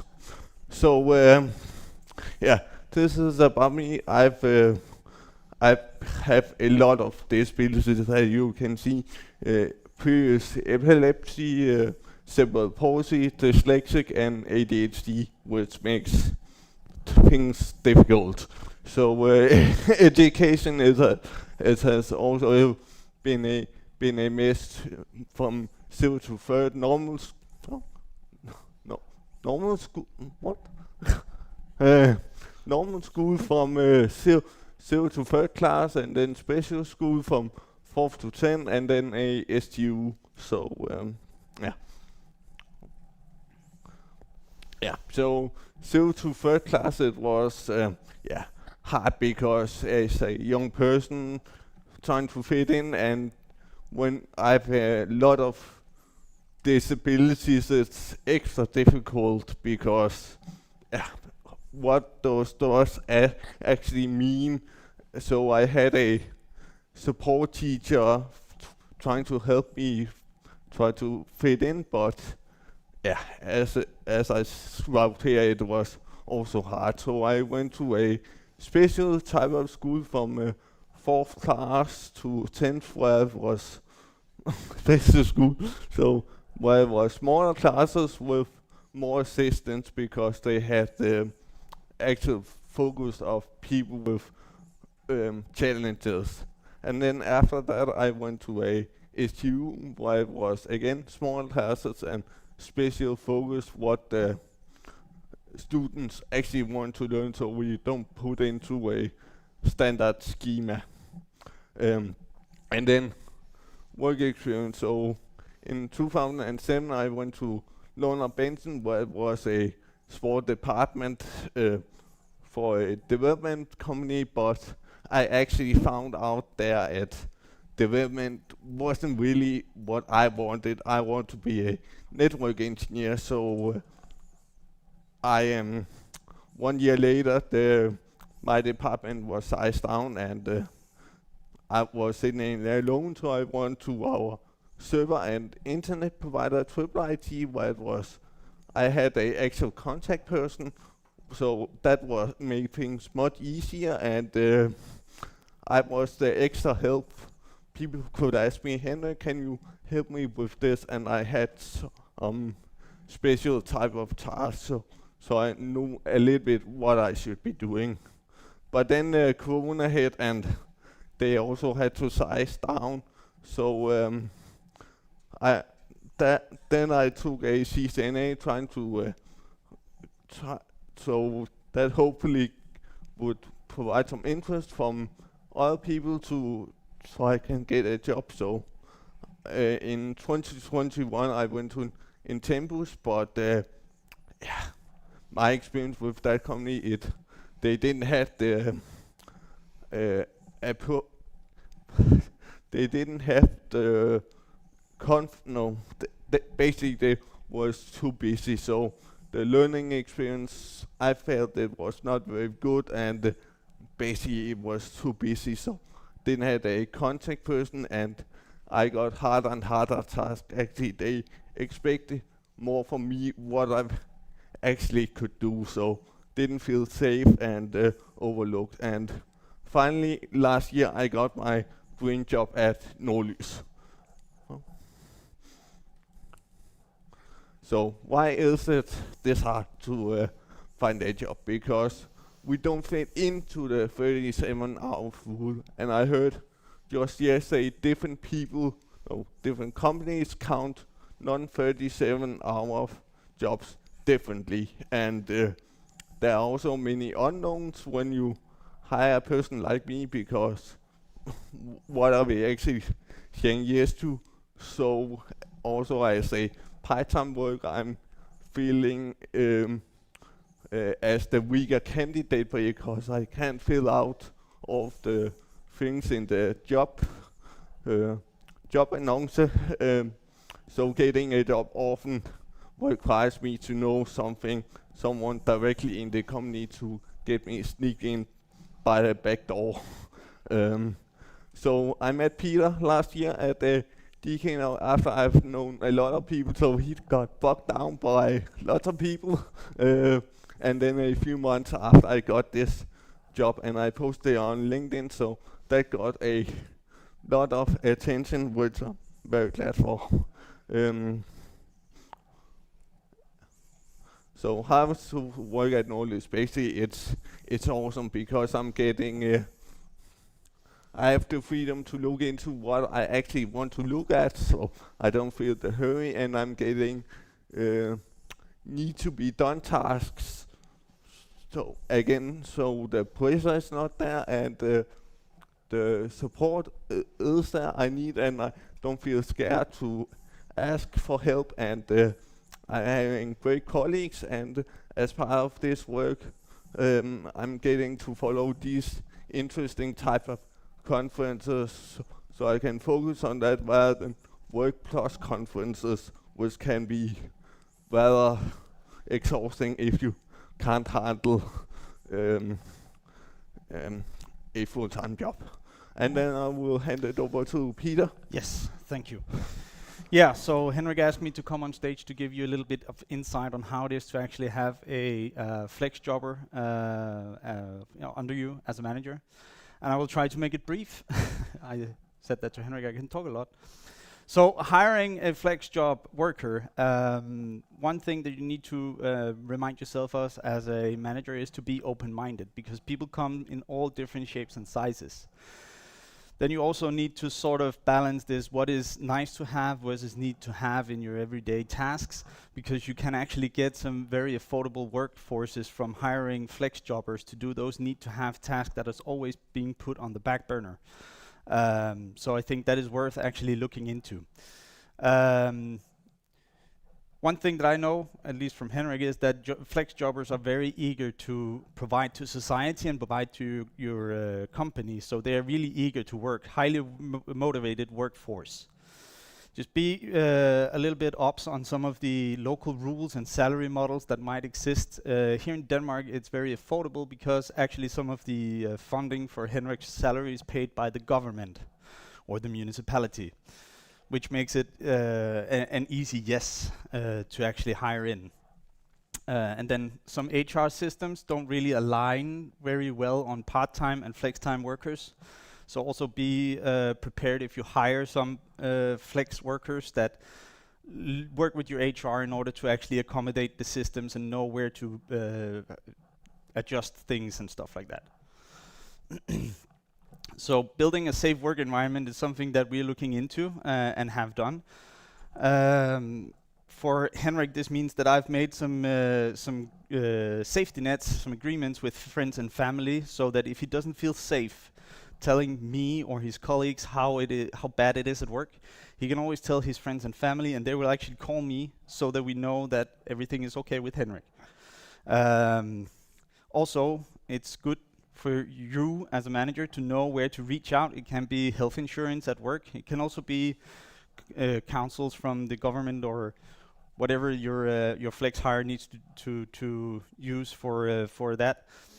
Then think about some everyday work help, some basic needs. Often what we actually talk most about Henrik is actually the things that you cannot see. So we all know that Henrik has a paralytic disability, but who knows that he's not safe walking with a glass of water. So it's these small things that actually doesn't cost a lot for us as co-workers to Henrik to help him out with. So it's these ordinary tasks that he needs help with. So think about that. Sign some office buddies that can help out with these small tasks. You might also have somebody who is sitting in a wheelchair. So think about office facilities. If they actually fit, maybe move your department to the lower floor if there is no elevators, if it's an old building.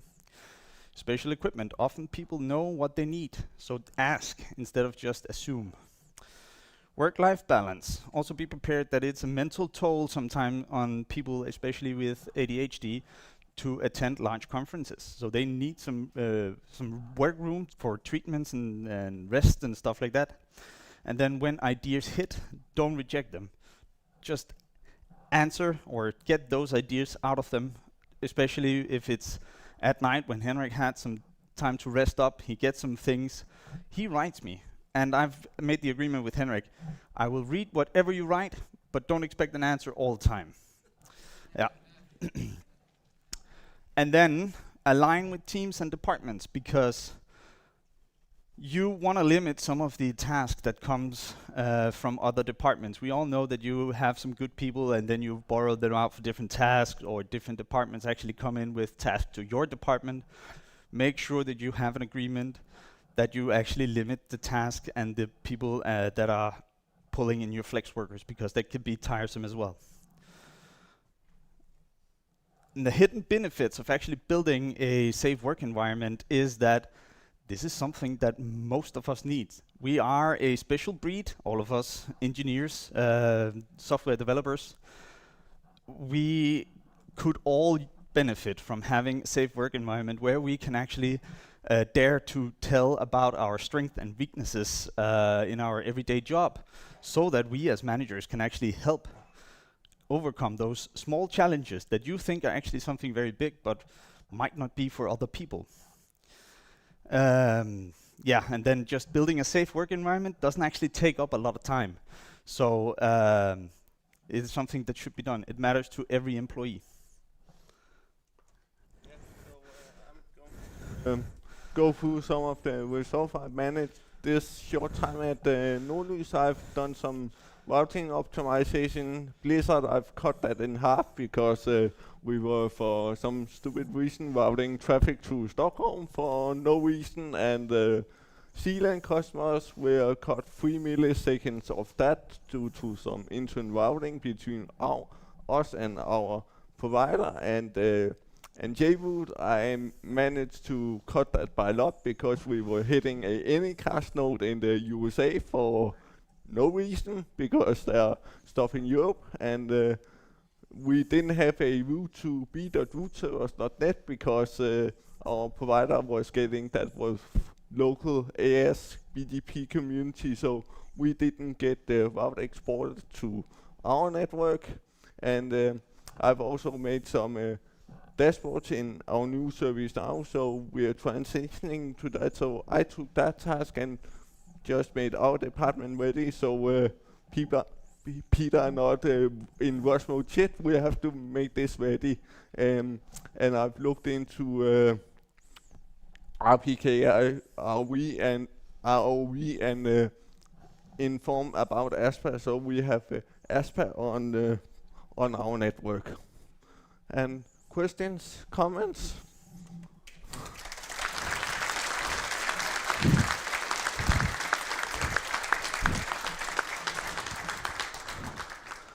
I don't really have a question, it's more a comment. I think you're one of the most bold persons I have ever worked with. And very bold that you and I, we have worked fairly close together in some regards, doing some of the stuff that you mentioned here, and also, you know, just day-to-day tasks that pops up. And you come with a deep analysis before you actually present it towards the rest of us. And I think that, as Peter said, we need to cater to, we all special treatment, I've almost said, but the safe work environments.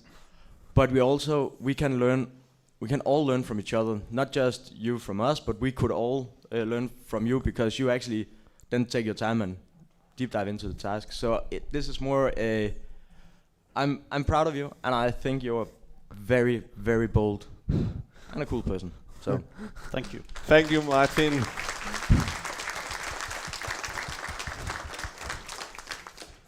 Hi, Niklas here.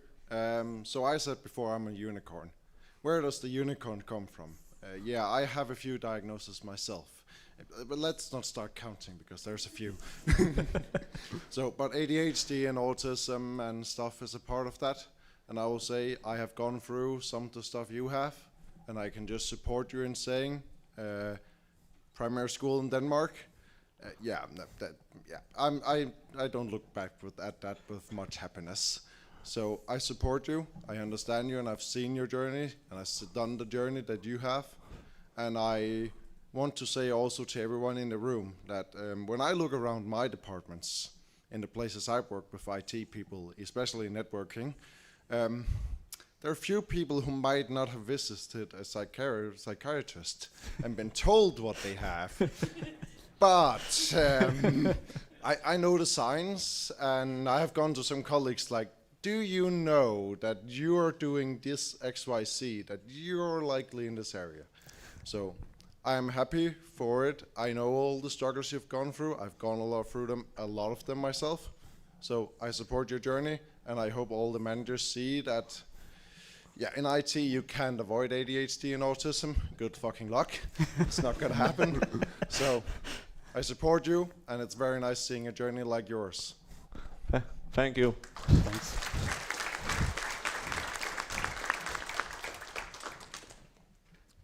Yeah, and I'm a father of 4 unicorns, I think.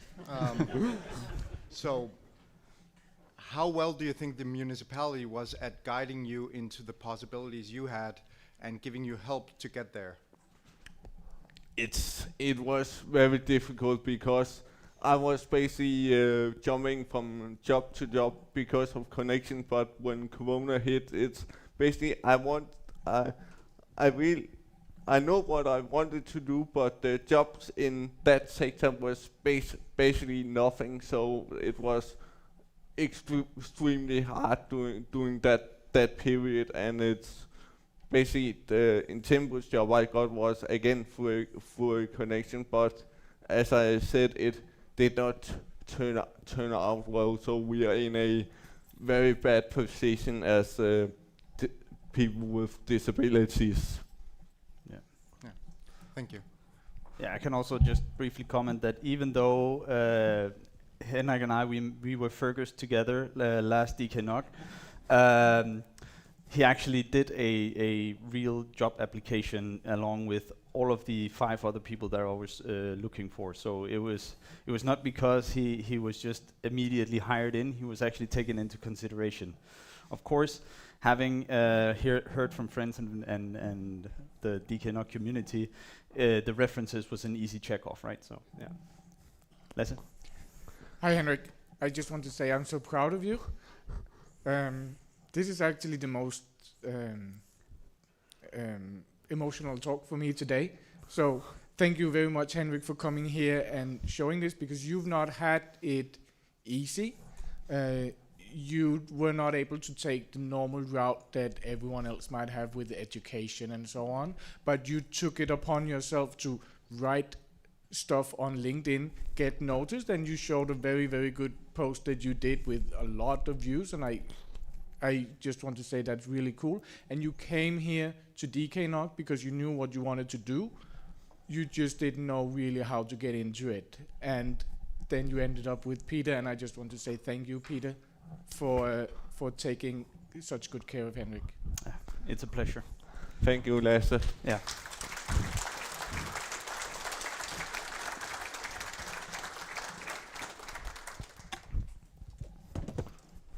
Very much. Thanks. Oops.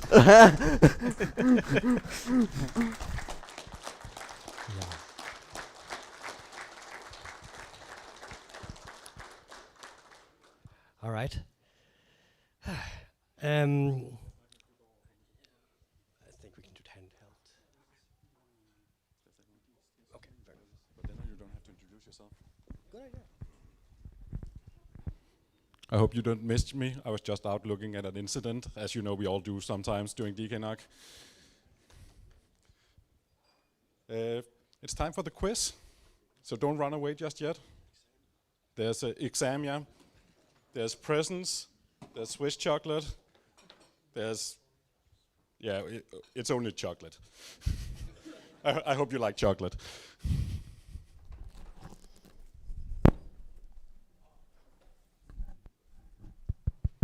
Yes, and I got it here as But well. yeah, please Yay. welcome Max and Alan for the quiz.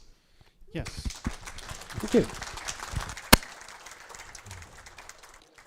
We are not seemingly going to have a remote, which is fine. But start this. And here we go. Let me see, can I send? Maybe not. Anyway, so.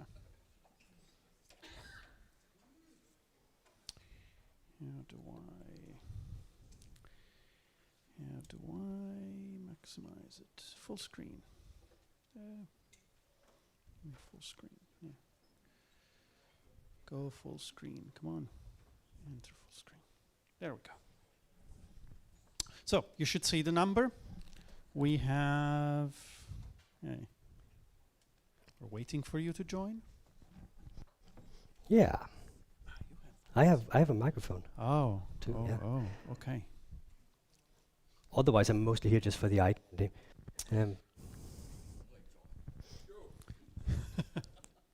So, while people are joining, we have one prize, or do we have more? We have a lot of prizes actually. We have we have a little lot. bit more chocolate. Then So there's possibility to compare as well. Even Polos. Yeah. Okay. So I brought chocolate from Switzerland, so to match it with the local chocolate. Then you can compare. Then you can compare. So how many people do we have? 65 so far. It's good. At least one unicorn. Yep. Phil, Nivek. Okay. So we are at 69. Come on. Okay, 70. Better. 71. Yeah, we are that many in the room. Oh, by the way, if you're watching on stream right now, it's probably going to be really, really hard to play with the delay that's there. So, You can sorry try. about that. You can try. Yep, If you you get can it try. all, if you get them all correct, then doesn't matter how long you take to answer. Look at the. Oh, 3 unicorns. We have 3 unicorns. We have a route as well, a network. Here we go. Okay, so we're almost at 80 people. 80. Okay, think it's spaghetti. Cool. So we're going to wait another few seconds and then we start. Ready? So I'm going to go in 3, 2, 1. Let's start. So we have 20 questions. And let's start with the first one. In an optical transceiver, what is the air conditioning called? And Gerhard, you cannot answer this one. Is it a vapor chamber? Is it a laser powered cooling? Is it a rotary fan? Or is it a thermoelectric cooler?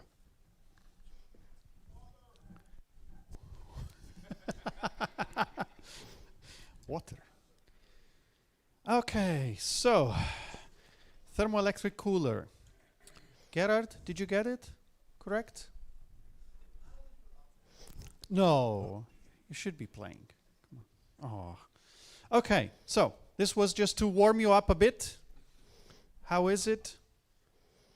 Okay. Yeah. Who's the person on top? MPH. Right down in the corner. And then you're sitting in the front. See, that's a hack. You sit in the front to read the questions better. Okay, so let's start with the next one. What conference were the slides for the ASPA talk originally written for? Was it the Mobile World Congress? Was it PF? DKNOG? CSNOG? So he admitted he kind of didn't write them for this event. So that's a tip for you. But which one was it? I see you were paying attention. Yes. What is Andre? So Mobile World Congress, did you get to go there? No, okay, fine. Then they weren't for that. How are we doing? Ooh, a lot of changes on top. Who's Ken? Right there in the middle. Okay. Dominic, Casper, Ben. Good, Ben. Well done so far. And Andre, well, one of them, 50% you knew it already. So let's see how you do with the next ones. So this is a multi-select. How many questions did Paul Henning have about light? 4, many, 5, too many? This can be tricky.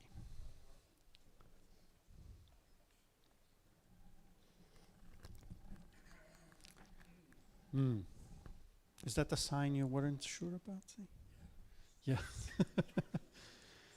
It was 5 or many, as he mentioned. Oof, this was tricky. But, yeah. Ooh, oof. Kansa. There you are. Very good. Ken still doing great, and yeah. Yeah. You want to read the next one? Sure. Go ahead. All right, the next question is also a multi-select. How many definitions of "that's impossible" did Katja show? Was it 5? Was it too many? Was it 3? Or was it impossible to know? I don't think she's here today. Didn't see her.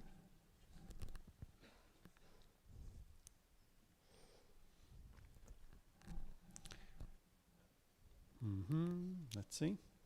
Ooh, tricky one, tricky one. Ooh. Yeah. So it was 3 on the slide, but then she said it was impossible anyway. So yeah. Both are correct. But I see, 44 people decided it was impossible. So that's good. Mhm. That's good. So almost everyone got it right. So Ooh, that one hurt, right? we keep having a lot of changes on top, which is good. It means we came up with good questions. Yeah. That were tricky enough. So let's see the next one. What color were the circles used by Andre to show ASNs in his slide? Was it blue, white, unicorn, or red?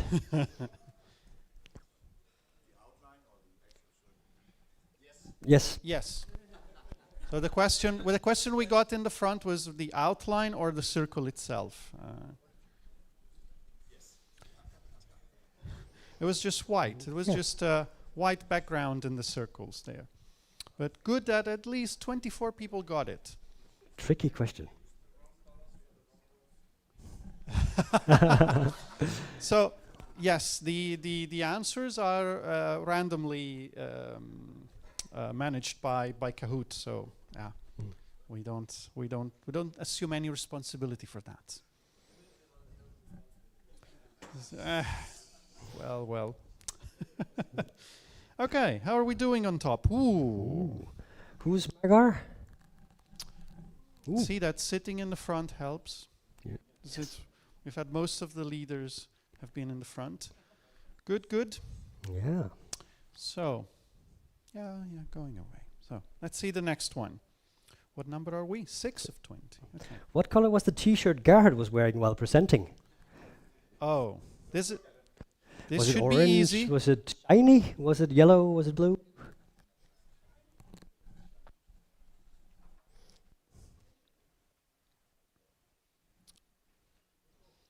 We should have put this to warm us up. Yeah. And to do the warm up.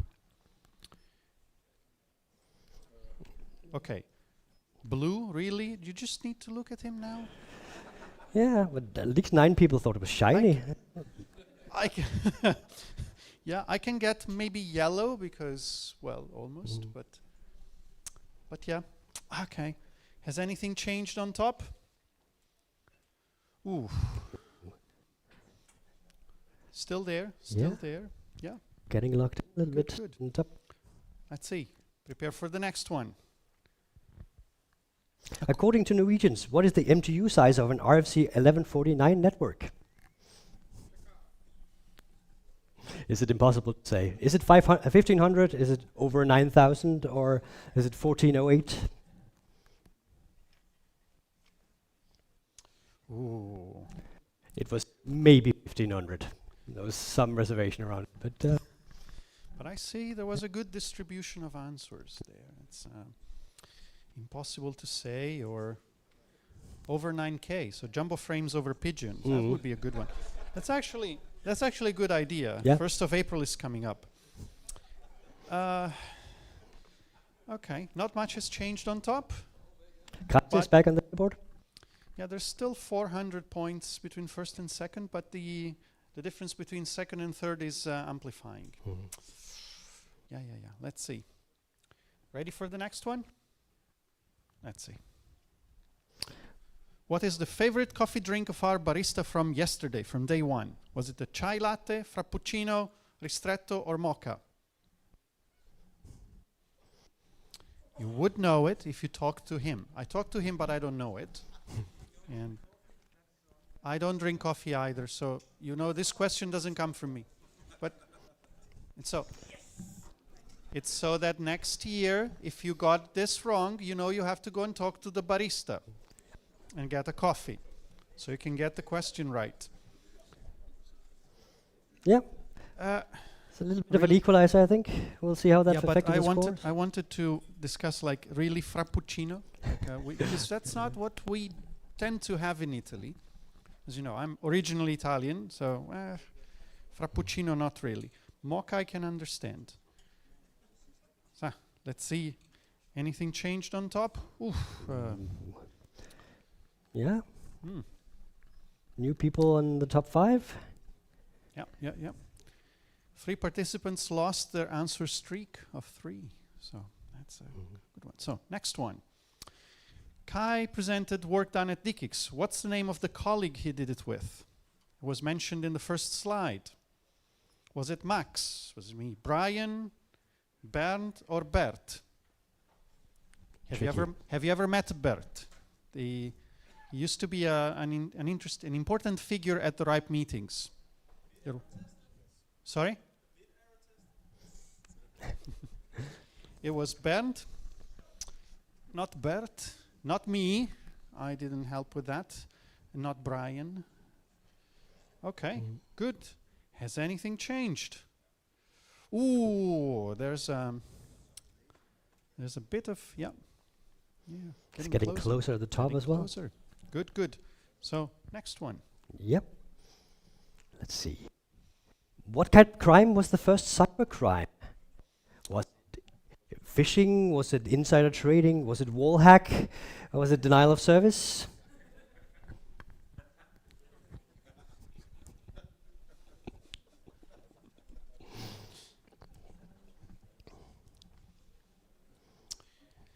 Ooh, well done, most of you.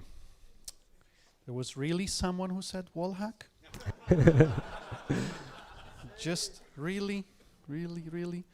Well, I could have understood denial of service, but well, phishing, yes. There was some space. Okay. Good. I see. There's a nice fight on top. And we are halfway there. We're halfway there. Let's see the next one. Ooh, a multi-select. What is a rack for you? It's none of these. A mast for satellite dishes, a place to put clothes, a place to put servers.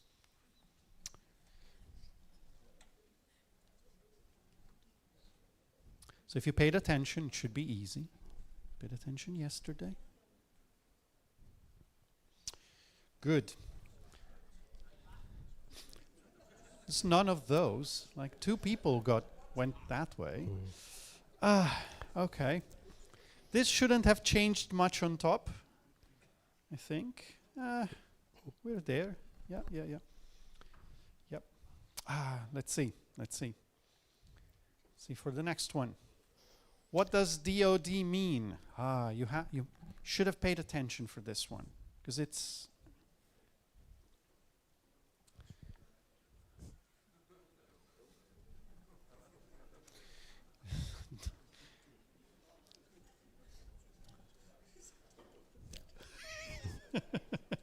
well, no one got the don't open that. That's a good one. But Dodge or Die got at least one. I could understand Department of Defense, but that was not the scope of the presentation this morning. So, downstream on demand. Let's see if this was tricky for anyone.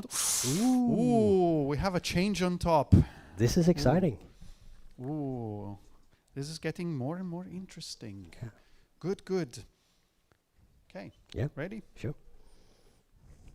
What was the ancient Roman equivalent of switches? We have all these available.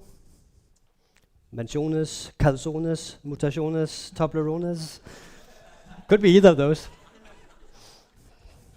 I just want to point out that Toblerone is not a Swiss product anymore. No, it's now produced in Czech Republic, so the government of Switzerland removed any possibility of using the Swiss signs on it. I was mutaciones, because to switch, it's to mutate. Basically. But mansiones, Yeah.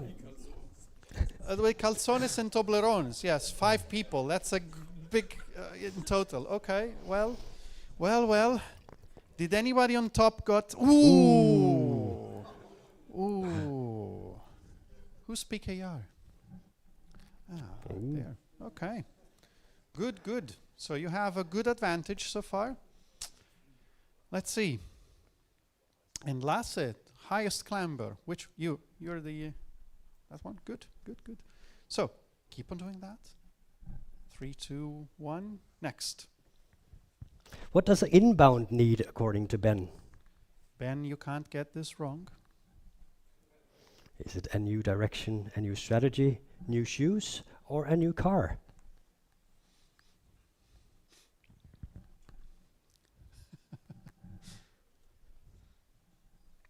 Now, Ben, you have to show your neighbors if you got it right or not. We want to see. Ooh, a new strategy. And new shoes, yes, as well.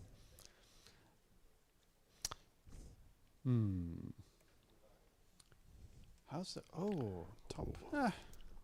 We're all close. There's 600 points between the first 5. So, and we still have 6 questions more, yeah.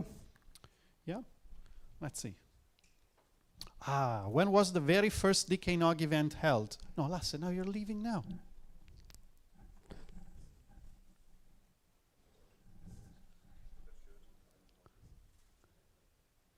Sorry?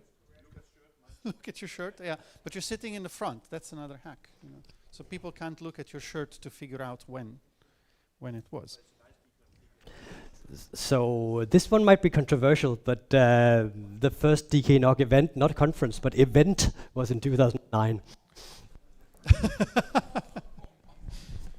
Ooh. Did this bring any change on top? Oh. Who's Timmy? Aha. Okay. So there's a concentration of leaders just here in the front. That's good. Lasse, did you get this right? No, I did not. I was sure it was too long ago. Yeah.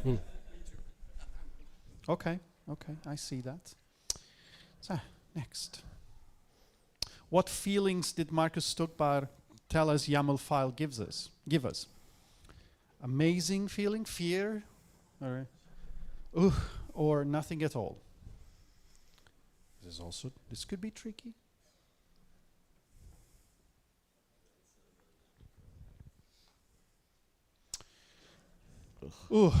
Yes. Yes, let's sum it up like that.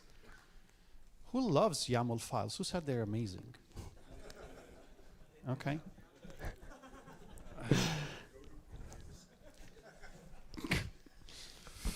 And we had some Peter's changes. back at the top. This is good, exciting. Good. But everyone's close. There's 700 points, which is just one question. You got one wrong, and you're out of the top of the league. Ready for the next one? What shapes did Mark Coleman have mostly on his slides? Was it clouds? Was it Legos? Was it boxes? Was it circles? Tricky one, this one.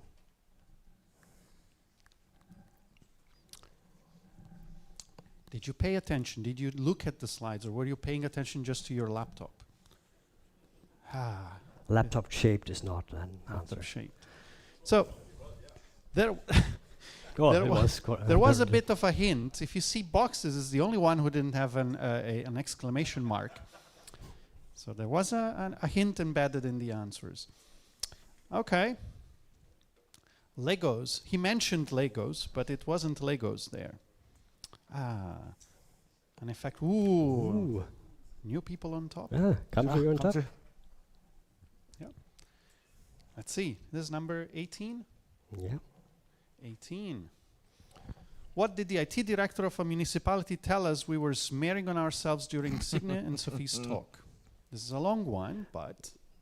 Was it leverpostej? Was it kajsild? I love that. Smør, butter, or risengrød. rice pudding. Forgot? Yeah. Not an answer. Ooh, well done. Well done. Very. Very good. Did this have any effect on top? No. No. No changes. No changes. Okay, so semi-last question, and we still have plenty of people on top who would be good to claim the win here. Are you ready? Let's go. What is the name of the SRT auto bandwidth software that was mentioned? Was it the traffic prime minister, the vice president of traffic, traffic dictator, or traffic warden?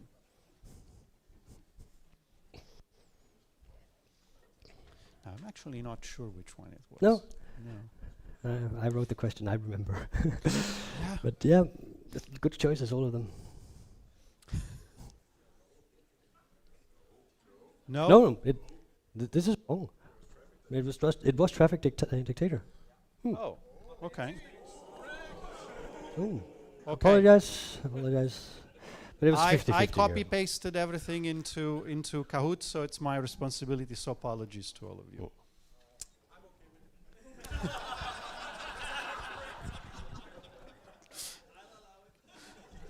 Okay, that was my fault. So sorry about that.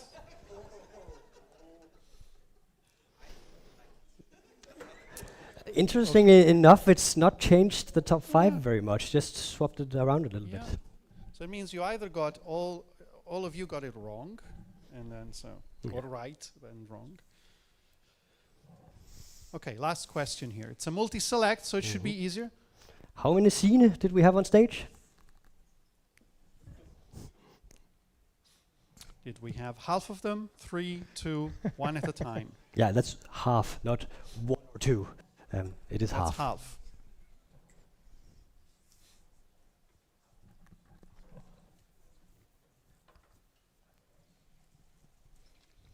Well done. Yeah. We had 2, but we had 1 at a time on stage. That's good. That's good. That's good. Now let's see how it all went. Let's see the podium. Third was Carman. Who's Carman? And then second, Timmy. And first, who won? Kramze. Ooh. So, yeah, we can do. Okay, please come on stage here, because we usually take a photo.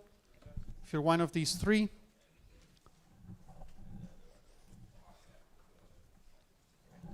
I can go take the photo. So, take 1. Yep. Take 1. And there you go, with this. Welcome. So, but guys, come on as well, not just me. Only you. Very good. Okay, congratulations. And I will hand it back over to Lasse.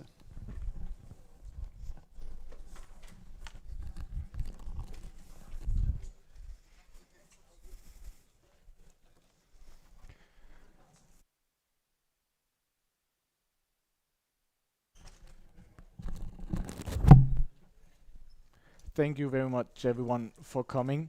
Before we get to the final point of the agenda, where I will like take back over from the program committee, which means that I would like to invite the program committee to stand up, come on stage with me.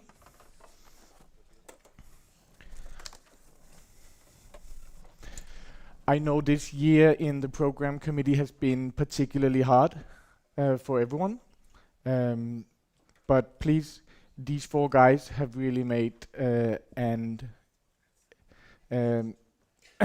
very big contribution to the program committee, as well as Mara, who unfortunately could not be here because of flights are not really that common to holiday destinations in Split this time of year. But please give a round of applause to all members of the program committee, including Mara, if you're watching. Thank you.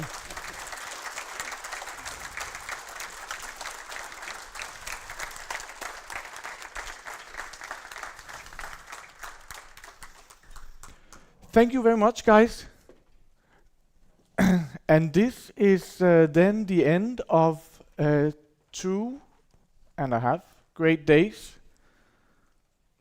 And what I'm hoping is that you enjoyed yourself. So we hope so. 30% of you are here for the first time, as I said in the beginning. So especially you guys, but everyone, please tell us how we did. I thought the program committee was excellent, so I forced you to applaud them. But if you think otherwise, or if you think so too, then take the surveys. There's the QR code, there's the link, it's on the website. Please go and do that. Also, the RIPE-NCC has a global NOG survey, so please help those guys out as well. Tell them what you would like to see in a NOG and represent DKNOG in the RIPE-NCC survey. The link is here. And if you don't bother typing it all, the slides are on the website under this part of the schedule, so you can click the link. But as we all know, this could not have been done without the sponsors. As a little secret, because now we're only about, not everyone is still here, I can tell you that what you guys pay for the tickets is about 20% of the total budget. Everything else is covered by the sponsors. So please give a big round of applause for our platinum sponsor, Logic.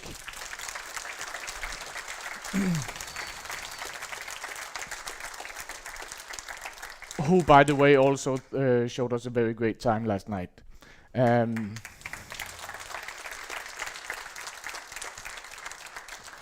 we have our gold sponsors, Concha, Etectra, and EPS Global.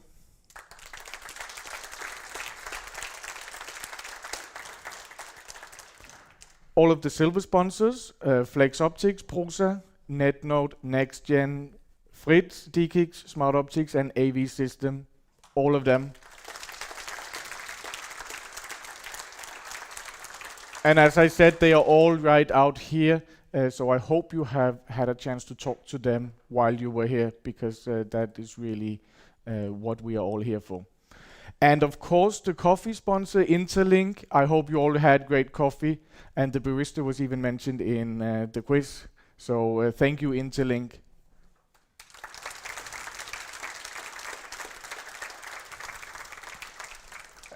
And the associate sponsors, who really get not that much recognition, because they are just like to support us. Dix, Signal, RIPE-NCC, and Netbox Labs. Thank you.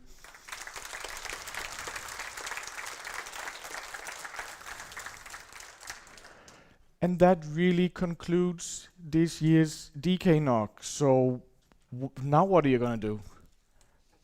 I usually go home and sleep for 2 or 3 days, and then I get the post-conference blues. So this was also cool. Now what? It's a whole year till next year. Well, there's the DKNOG buff, coding for the network engineer. And so if this is interesting for you, we had some great discussion here, but this is sort of a stage and a comment microphone. The buff will be more of a room full of people kind of discussing. I should insert the link here, as I said. So I will.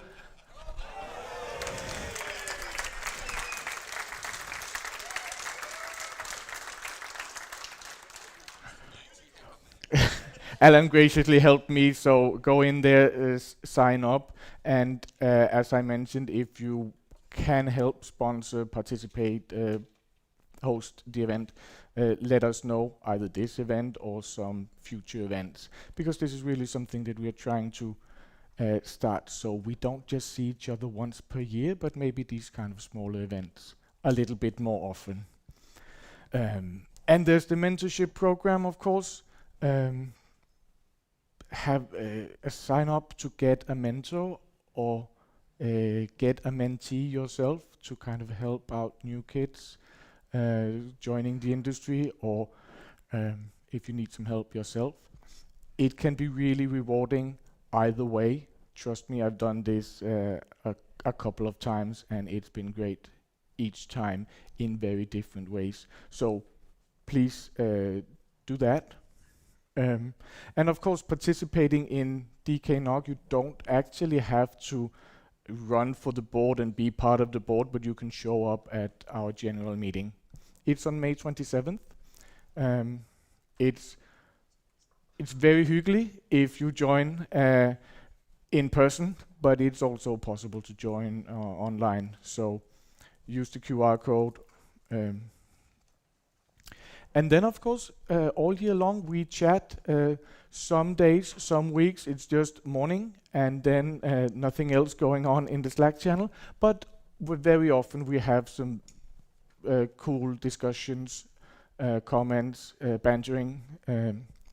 So there's the IRC channel, or if you're young enough like Martin, then there's the Slack.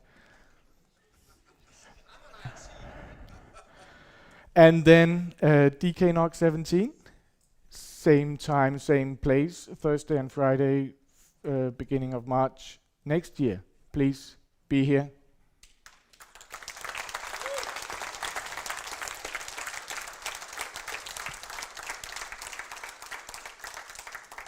Thank you, everyone, and now you have deserved a good long weekend.